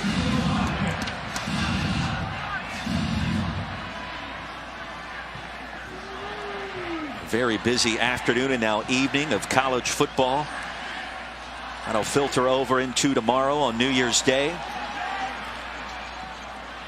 It'll be 1st and 10 from the 20 for Kansas State. Coming up tonight after the Valero Alamo Bowl, make sure you stick around for SportsCenter with Bucci and Eaves. They'll look at how J.J. Watt's return could end the Buffalo Bills run. Plus, we compare the first 100 NBA games for Luka Doncic and Trae Young.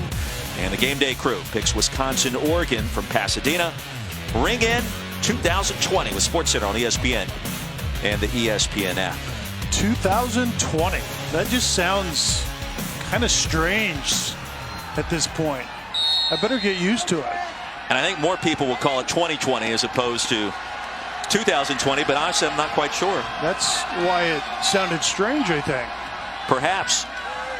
They'll fake the jet sweep to Youngblood as Thompson bowls his way ahead. For a gain of 2, he was stopped by Fago.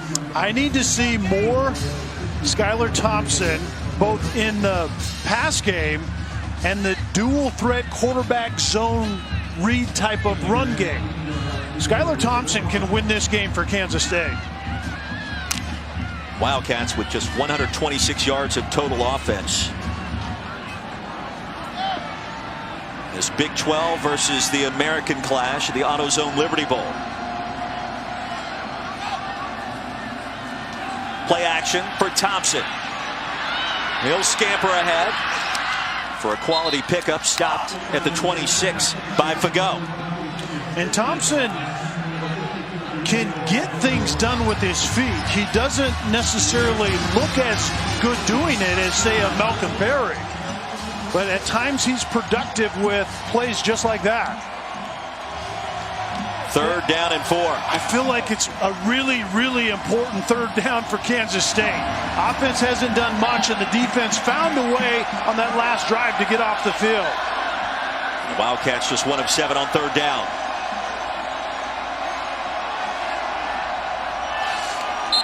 Low snap, penalty flags. They're going to back him up 5 more yards.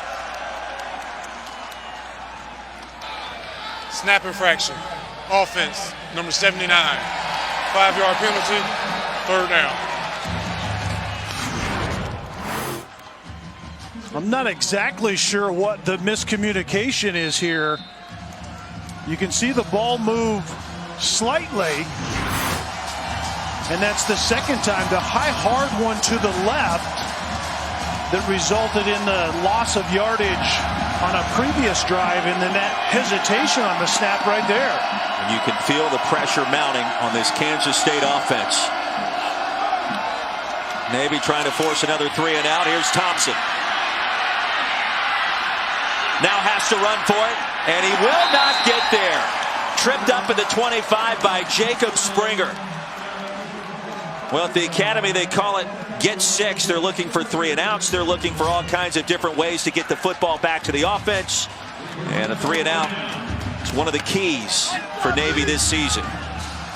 Yeah, the get 6 is a combination of 3 and outs, turnovers, and 4th down stops. And Navy's probability of winning goes up greatly. Actually, 8-0 this year when they get at least 6 of a combination of those categories. Anktel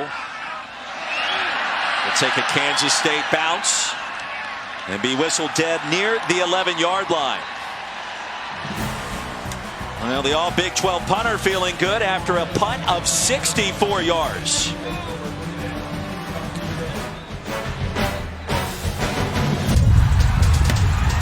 This season, for every field goal, an extra point made by participating universities. All-State will make a contribution to the university's general scholarship fund.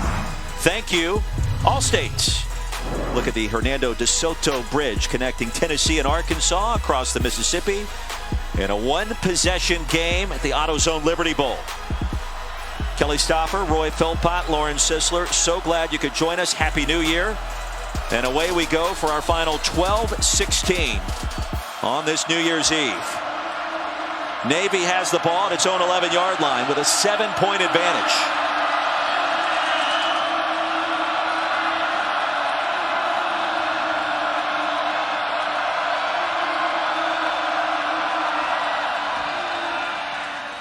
Perry keeps it.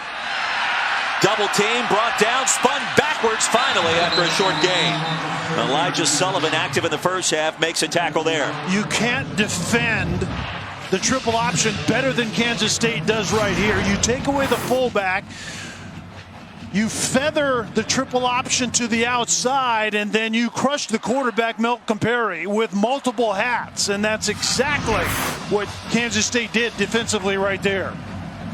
That was Sullivan, Walker, Jones, and a wave of white. You missed at least 3 hats that were there as well.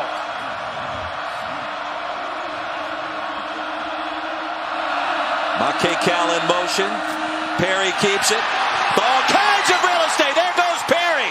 Can they catch him?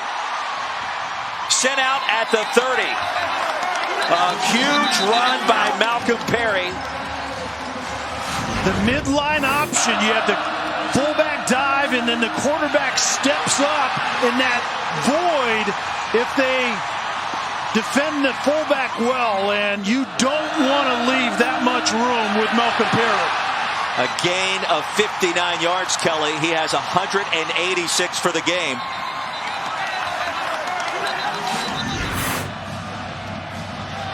And movement at the line on first down. Offense, number 73. 5-yard penalty, first down. Really is the beauty of the option. Just one man in the wrong position. One man has his eyes in the wrong place.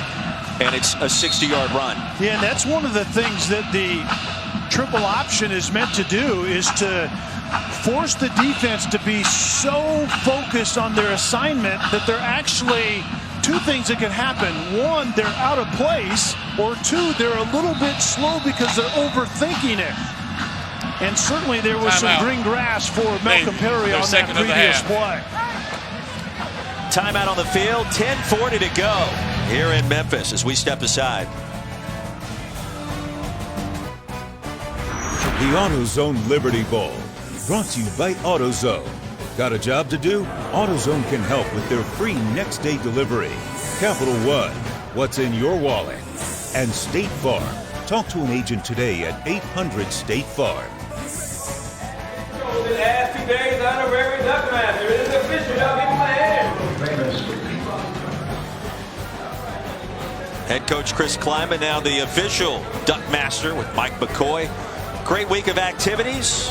Both teams attending a Memphis Grizzlies game. The Naval Academy actually flew in on the Patriots team plane, which was a nice story that a lot of people talked about a week ago. And Malcolm Perry in a game that has seen so many records fall, kind of like what we expect to witness tonight in Times Square with the ball dropping to celebrate 2020. He's got a chance to eclipse 2,000 rushing yards in a single season here this evening. The late pitch, Makekau, going to be bottled up after a gain of 2, maybe 3. Daquan Patton and Elijah Sullivan greeted him rudely that time.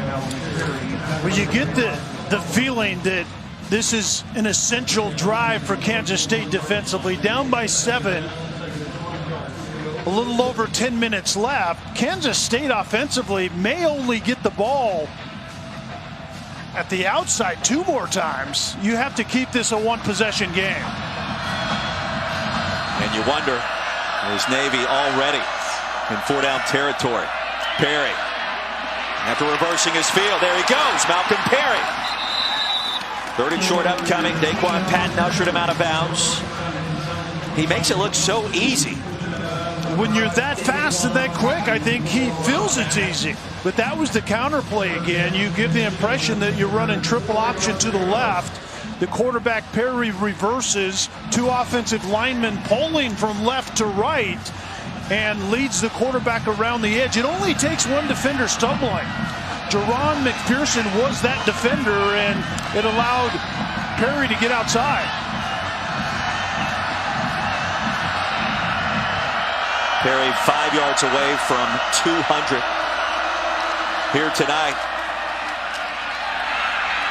Stop short of the line to gain. It'll be 4th down. Trey Deshawn able to bring down Malcolm Perry dead in his tracks. And now this is interesting. Kenny Amatololo loves to go for it on 4th down because his offense is built to do that, 4th and short. But a field goal makes this a 2-possession game and may close the door on Kansas State.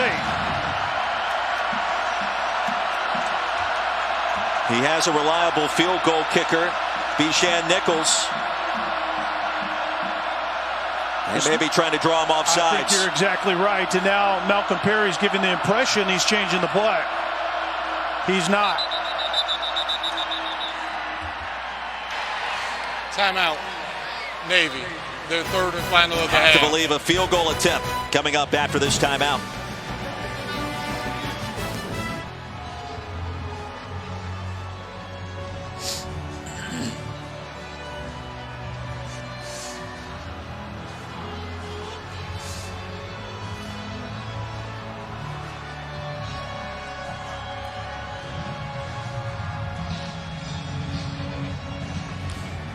Okay, Reese, back in Memphis. 4th down upcoming for Navy. The Midshipmen leading Kansas State by a touchdown. Bijan Nichols, 11 for 15. He's perfect so far today. This effort from 38 yards out, just inside the left hash. A chance to make it a two-possession game.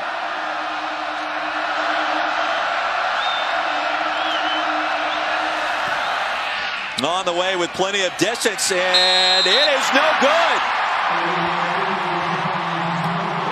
Pushed it wide left. And Kansas State defense comes up with a big stop. And Nichols pushed this outside left from the get-go. It really was never within the left upright. And Kansas State had a block coming from Nichols' right side, and I don't know if that factored into the kicker's thinking at all, but that ball was out left from the beginning. A little bit of contact at the very end. No, there was little contact and a lot of acting as Nichols stepped on the defender. Kansas State takes over. Thompson flings it. Knowles has it.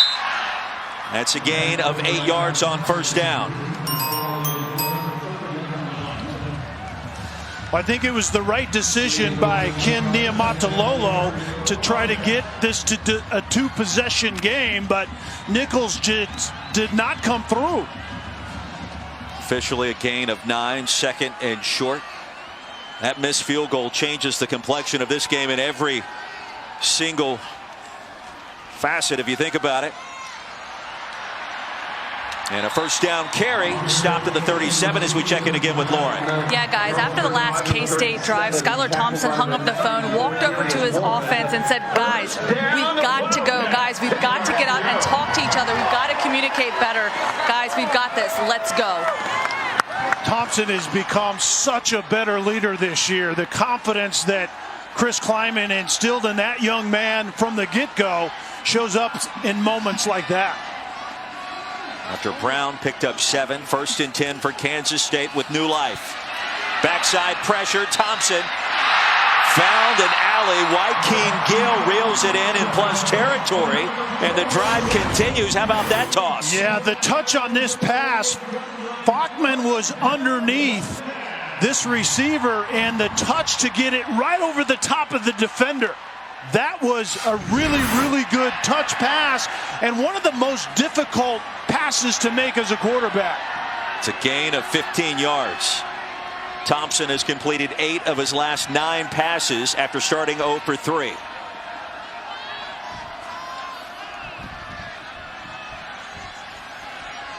And he'll change the play here. Back to the air. Heaves one deep. Gill's open. Reels it in. It'll be first down and goal, Kansas State. Toasted Kevin Brennan that time, and the Wildcats suddenly in business. A single high safety and man-to-man all over the board, and Gill gets by Brennan. And the audible, I believe, by Skylar Thompson led to this matchup. You see it. You have a play that you can get to it. If you have the confidence and the keys to the car, you can go ahead and have the freedom to get there. And all of those things happen for Skylar Thompson right there. Thompson warming up. The senior running back James Gilbert joins him in the backfield on first and goal. He'll get the handoff towards the end zone and stop just inside the 1. And I do believe James Gilbert ends up just a little bit short. It's where a body part is down when the ball, and where the ball is at that point, I think the half-yard line, quarterback sneak time, I believe, for Skylar Thompson once again. That senior-laden offensive line needs to get pad levels low and get a push. All 5 starters playing their final game here tonight up front. Thompson straight ahead. And through a mass of humanity, I'm not sure if he got there. No signal yet. And now here it is. Touchdown, Kansas State.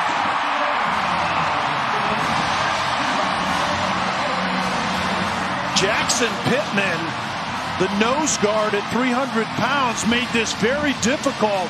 It didn't seem like there was a whole lot of movement up front. The replay booth without a question, has taken a further look at this. But the push by Gilbert at the end, which is legal at this point in time, and I'm not exactly sure it will be difficult once again to reverse something you can't see. Blank Lynch on for the all-important point after. We're tied at 17 with 5:14 to go. Skylar Thompson, the junior from Independence, Missouri.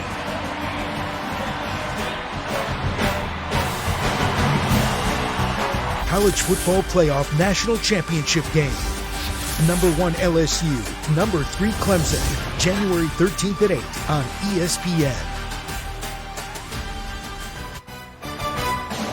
Don't forget, coming up tomorrow, right here on ESPN or the ESPN app, it's the granddaddy of them all. 6th-ranked Oregon takes on number 8 Wisconsin in the Rose Bowl game presented by Northwestern Mutual. And then number 5 Georgia, number 7 Baylor meet after that in the All-State Sugar Bowl. What a time to be alive on New Year's Day. And we've got some work left to be done here at the AutoZone Liberty Bowl, tied at 17. Kelly Stopper, Roy Philpott, and Lauren Sisler as Navy will take over at a 25-yard line. And we head back down and check in with Lauren right now. Yeah, guys, I'll tell you what, Skylar Thompson was rather quiet in the first half of this football game, but he has come alive.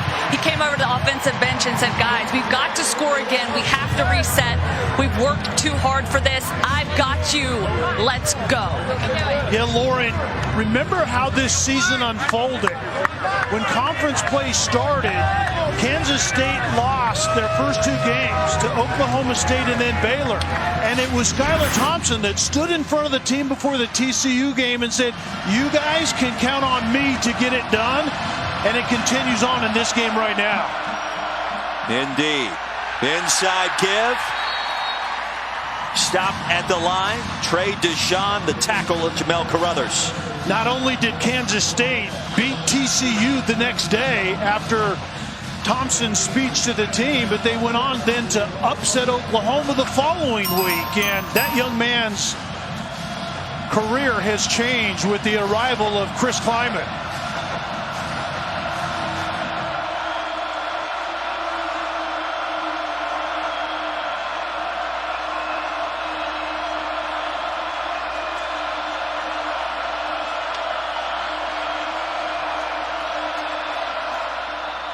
On 2nd down, late pitch far side. It'll be 3rd and manageable. C.J. Williams, his 2nd carry of the night. He was stopped by McPherson. A lot of play management at the line of scrimmage by Malcolm Perry right there, and ultimately it ended up in a true triple option to the left side, and Kansas State defensively has typically defended that triple option really well in this game. This has to be Malcolm Perry time, right? On 3rd and 3, game on the line. You would have to think so.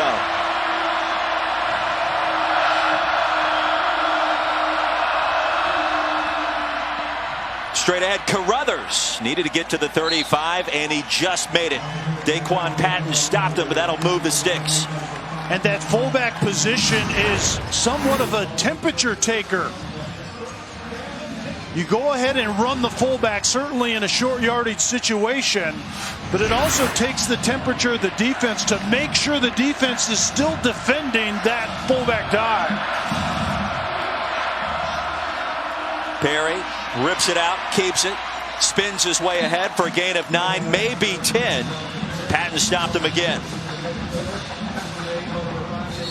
Fans, don't forget to tune into the ESPN app for the post-game trophy ceremony presented by Capital One as soon as our game concludes here tonight.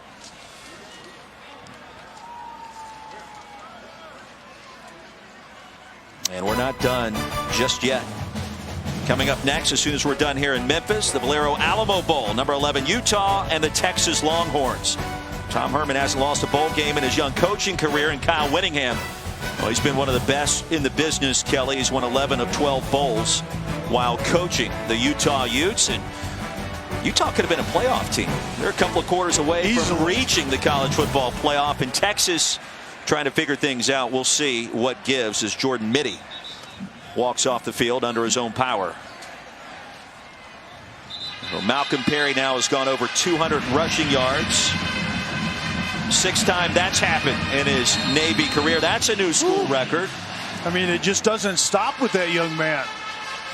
So Kelly, time winds down, approaching 3 to play. Navy's out of timeouts. And Scotty Hazelton trying to figure out a way to get his offense back on the field as the defensive play caller for the Wildcats. Easier said than done.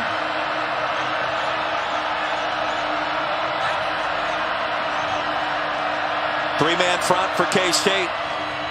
And Carruthers stuffed at the line. I don't think he got there. Daniel Green certainly did. And it should bring up 3rd down.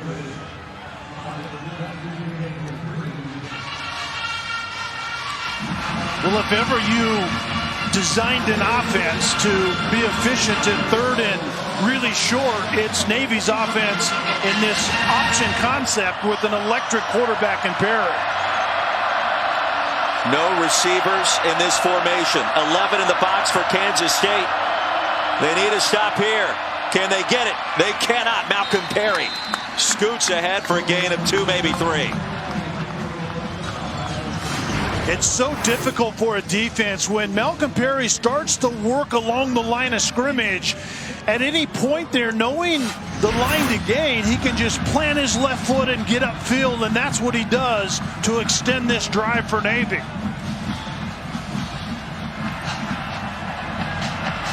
Less than 2 minutes to go here at the AutoZone Liberty Bowl. Perry wants to throw it. Here comes the pressure. Perry escapes back to the line and no more.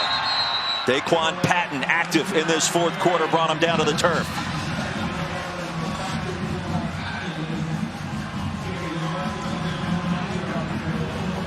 And the senior from Cedar Park, Texas, having himself quite a final game.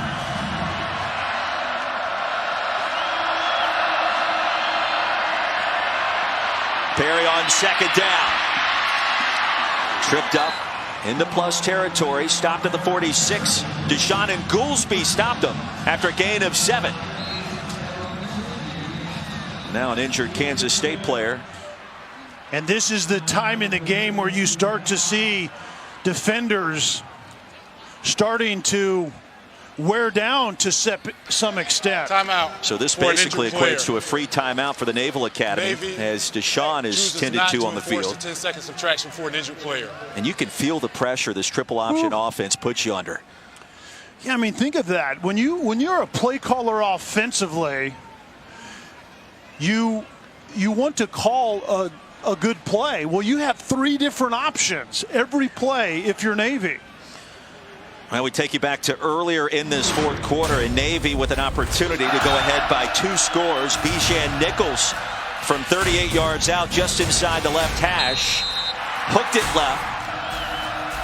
Kansas State then takes the ensuing possession right down the field to tie us up at 17. So this also factors into Ken Niumatalolo's thinking on this possession at the end of regulation.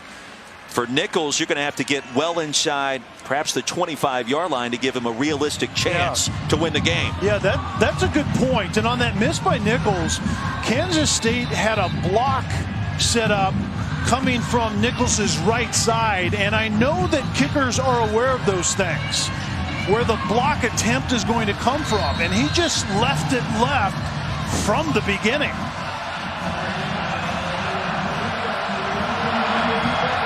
.55 seconds remaining. Carruthers straight ahead on 3rd down. And no running room that time. Patton and Hubert stopped him dead in his tracks. It'll be 4th down. And Ken Niumatalolo says it right there. Let's go for it. Yeah, let's go for it, and maybe even let the clock run to some extent. If you don't get it, at least there are less seconds for Skylar Thompson to work with. On a trick play, running wide open, it's Chance Warren, brought down at the 5-yard line. It'll be 1st down and goal. Talking about digging deep into the playbook, he did it that time for a gain of 41. Navy special all over again. The pitch, and the eventual pass off of that pitch. Less than 20 seconds remaining. Navy out of timeouts. Perry's going to have to quickly spike it to set up a game-winning field goal attempt, and he will.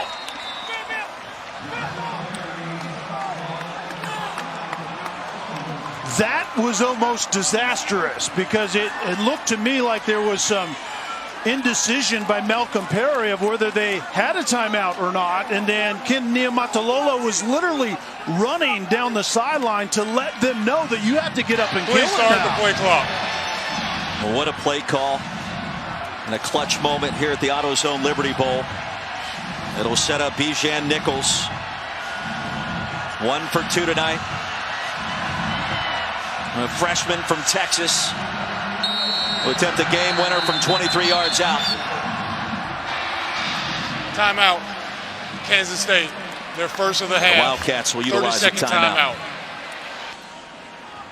Well, you just never know in bowl season. We expected a good one. We expected a really close one. Two teams that kind of resemble one another, even though they get to the basics slightly differently, and that's exactly what happened. What was going to happen on that previous play before Kansas State's timeout is Kansas State was setting up the block to the wide side of the field.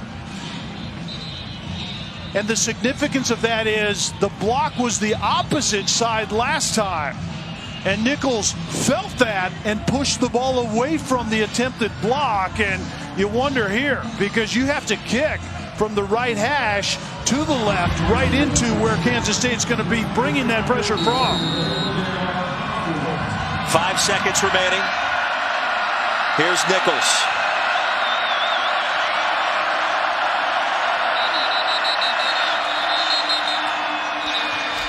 Timeout.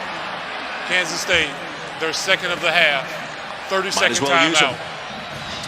The second of the half, I can assume that Chris Kleiman will use his third of the half here shortly. I would like to wait a little bit longer if you're going to ice the kicker, though. Let him get all girded up, ready to kick the ball, and then call the timeout. If you call it too early, I think it's insignificant. What a game this has turned out to be. Navy 3-10 a season ago, 10-2 coming into this contest tonight. And Skylar Thompson has been so impressive this year for Kansas State. He's just wishing for an overtime miracle tonight. Yeah, remember against Oklahoma, that onside kick attempt, he said he couldn't even watch it. He just had to wait for his teammates to show that they were going to celebrate.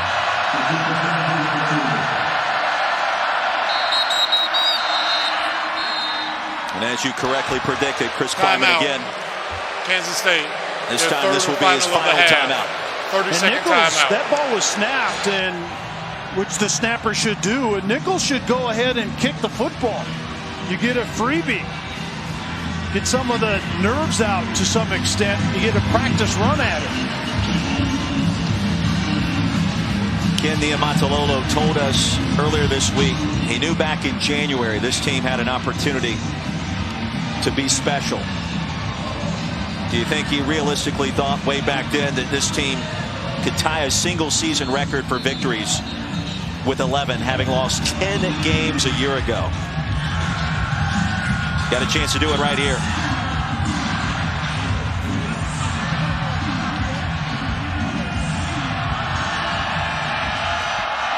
Wildcats out of timeouts, 5 seconds remaining.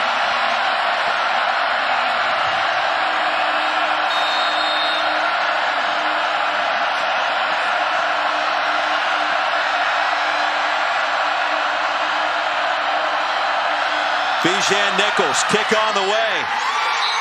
Navy grabs the lead as time expires at the Liberty Bowl. There might be a couple of seconds to get put back on this clock. It looks like the officials are trying to keep both teams on the sideline.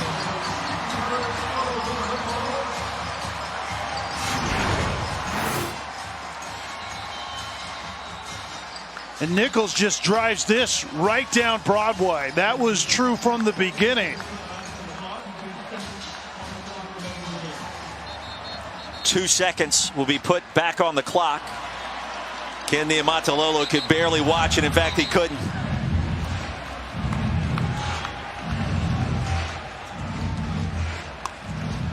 And Bijan Nichols, after missing from 38 yards out earlier in the quarter, a lot better after that make.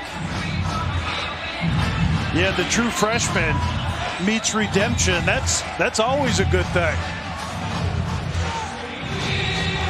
Well, at least we're going to see a kickoff and some level of shenanigans, I would assume, by the receiving team of Kansas State. Well, think back to earlier in this game. Knowles reeled off a 52-yard kickoff return. Phillip Brooks had a 66-yard punt return for a touchdown. Joshua Youngblood just happens to be the Big 12 Special Teams Player of the Year as well for Kansas State. It would be a pretty decent way to go into 2020.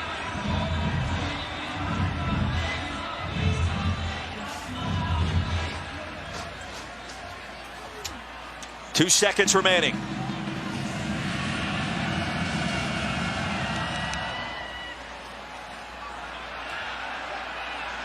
And this one will roll out of bounds. So the clock will stay with the 2 ticks of the clock left on it. And now Kansas State will have an opportunity to try to heave one deep. Well, the theme will be the same. Out of bounds. Kicking team. 5 yard. Excuse me. The ball we spotted at the 35-yard line. So first down. 35-yard line. Skylar Thompson doesn't have the arm strength to throw this into the end zone as a prototypical Hail Mary. So you will see some version of some laterals or Skylar Thompson running around trying to give his guys time to get down the field.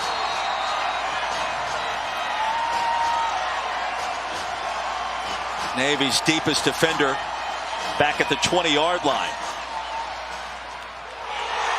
And the crosser shoveled down to the turf. And that's going to do it. From 3-10 to 11-2. Navy defeats Kansas State in the AutoZone Liberty Bowl 20-17.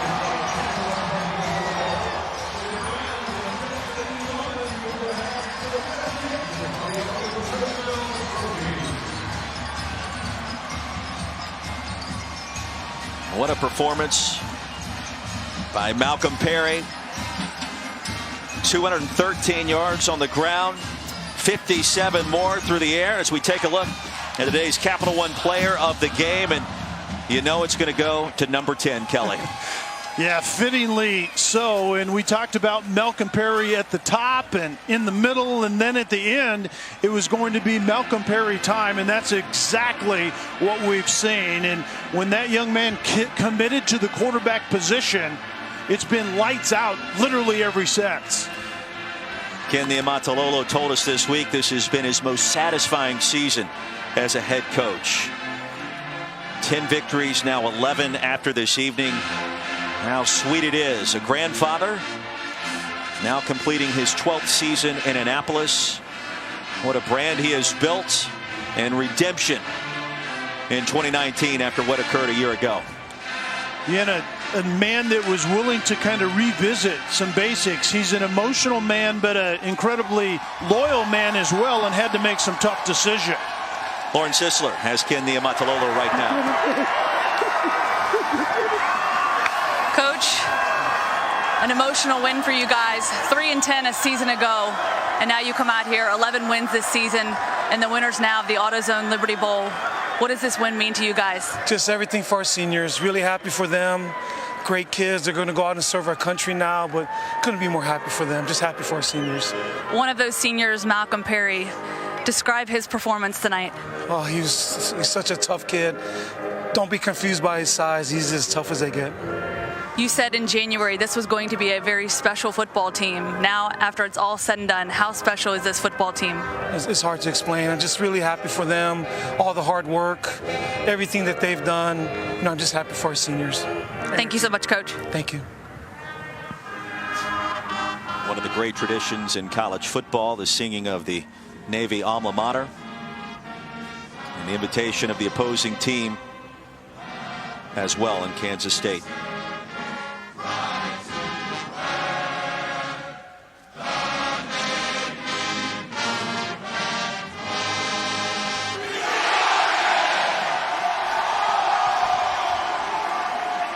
Our director, Ben Johnson. Our producer, Rob Adamski. For Kelly Stoffer and Lauren Sisler here in Memphis, Tennessee, I'm Roy Philpott telling you good night and Happy New Year as the Naval Academy finds a way against Kansas State out of the Big 12. Our final score once again 20-17. Navy finishes its season at 11-2. Good night, everybody, and Happy New Year.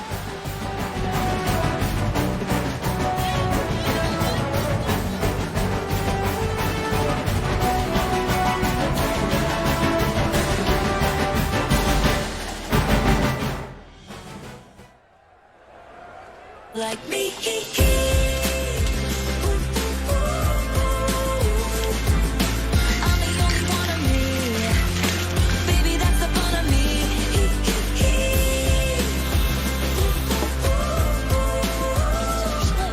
With the Capital One Saver Card, you earn 4% cash back on dining and 4% on entertainment. So when you go out, you cash in. What's in your wallet?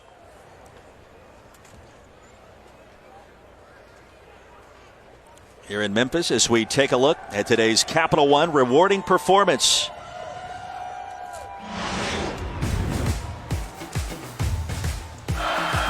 Well, Malcolm Perry, once he decided to be a quarterback and commit to that position, his evolution as a passer to some extent, but as an electric runner of the football. But he took over this offense, the execution, the getting in and out of plays properly, and then being a leader, which he has that in bunches. But that young man out in space, it's hard to find one like him. 213 yards on the ground, 57 more through the air. The trick play late, a pass from C.J. Williams to Chance Warren, ended up being the difference on fourth down for head coach Ken Niumatalolo.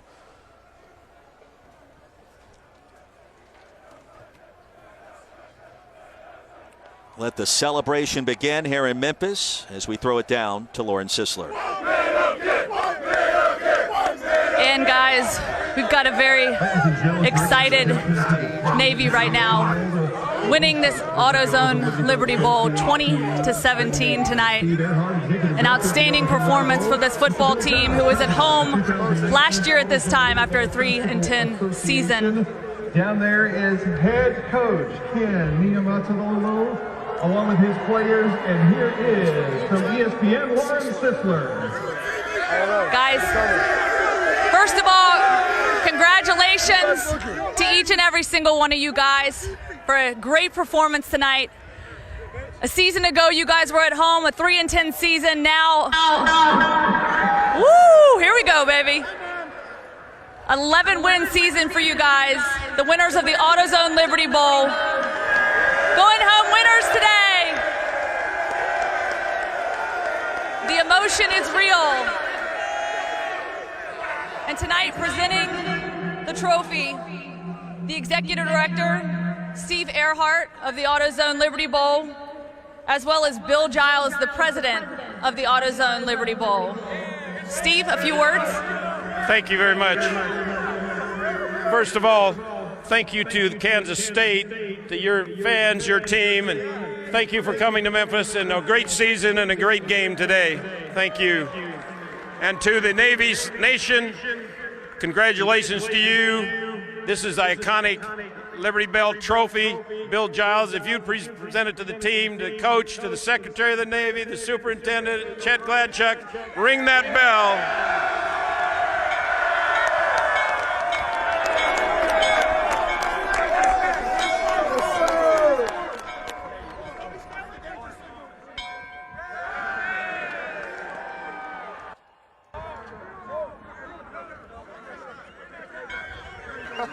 All right. As our MVP here, Malcolm Perry hoists the trophy. Malcolm, we'll start with you. A record performance today, 213 yards. You set a single season rushing record for quarterbacks. What does this win mean to you as you go out in your senior season? It means the world. You know, just the way the team turned around last season, didn't let last season affect this one. Just super proud of the whole team, the staff, and everybody. coming out and having a great season this year. I remember at one point you said you didn't want to be a quarterback. You wanted to be a running back. You wanted to be an A-back. After tonight, are you happy you're a quarterback? Extremely happy. I've been happy all season, so just happy for the team, happy to get the win tonight. What can you say about all of these young men standing here next to you as they hoist the trophy after winning this bowl game? I think if you just look, it says it for itself. We had a group of selfless guys who laid it out on the line tonight, and I couldn't be more proud for them. So, thank you so much, Malcolm. Your MVP tonight. Coach, let me step over here.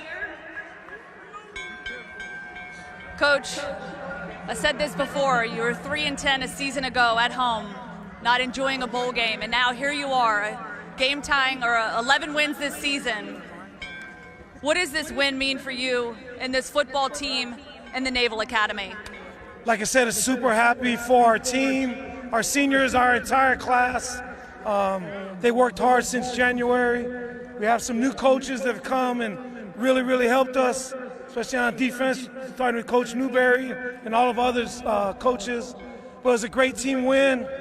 Just looking at the defense played really well, and we found a way to win at the end. Just really happy. I'm just rambling right now, but I'm happy for our team. Hey, bring the ramble on. We love it.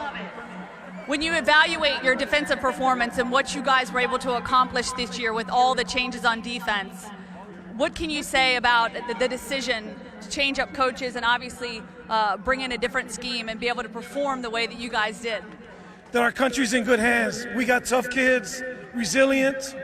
I mean, you can throw anything at them. These are some tough young men right here. What can you say about the senior class and the guys that will go out of here and serve our country? Like I said, I couldn't be more proud of them and just happy for them that, you know, they paved the way for the rest of our team. And like I said, I'm saying the same thing over and over, but happy for our seniors. Thank you so much, Coach. And I want to thank each and every single one of you for your service to our country. Wishing you guys all the best of luck. And God bless all of you guys. I'll send it back up to the booth.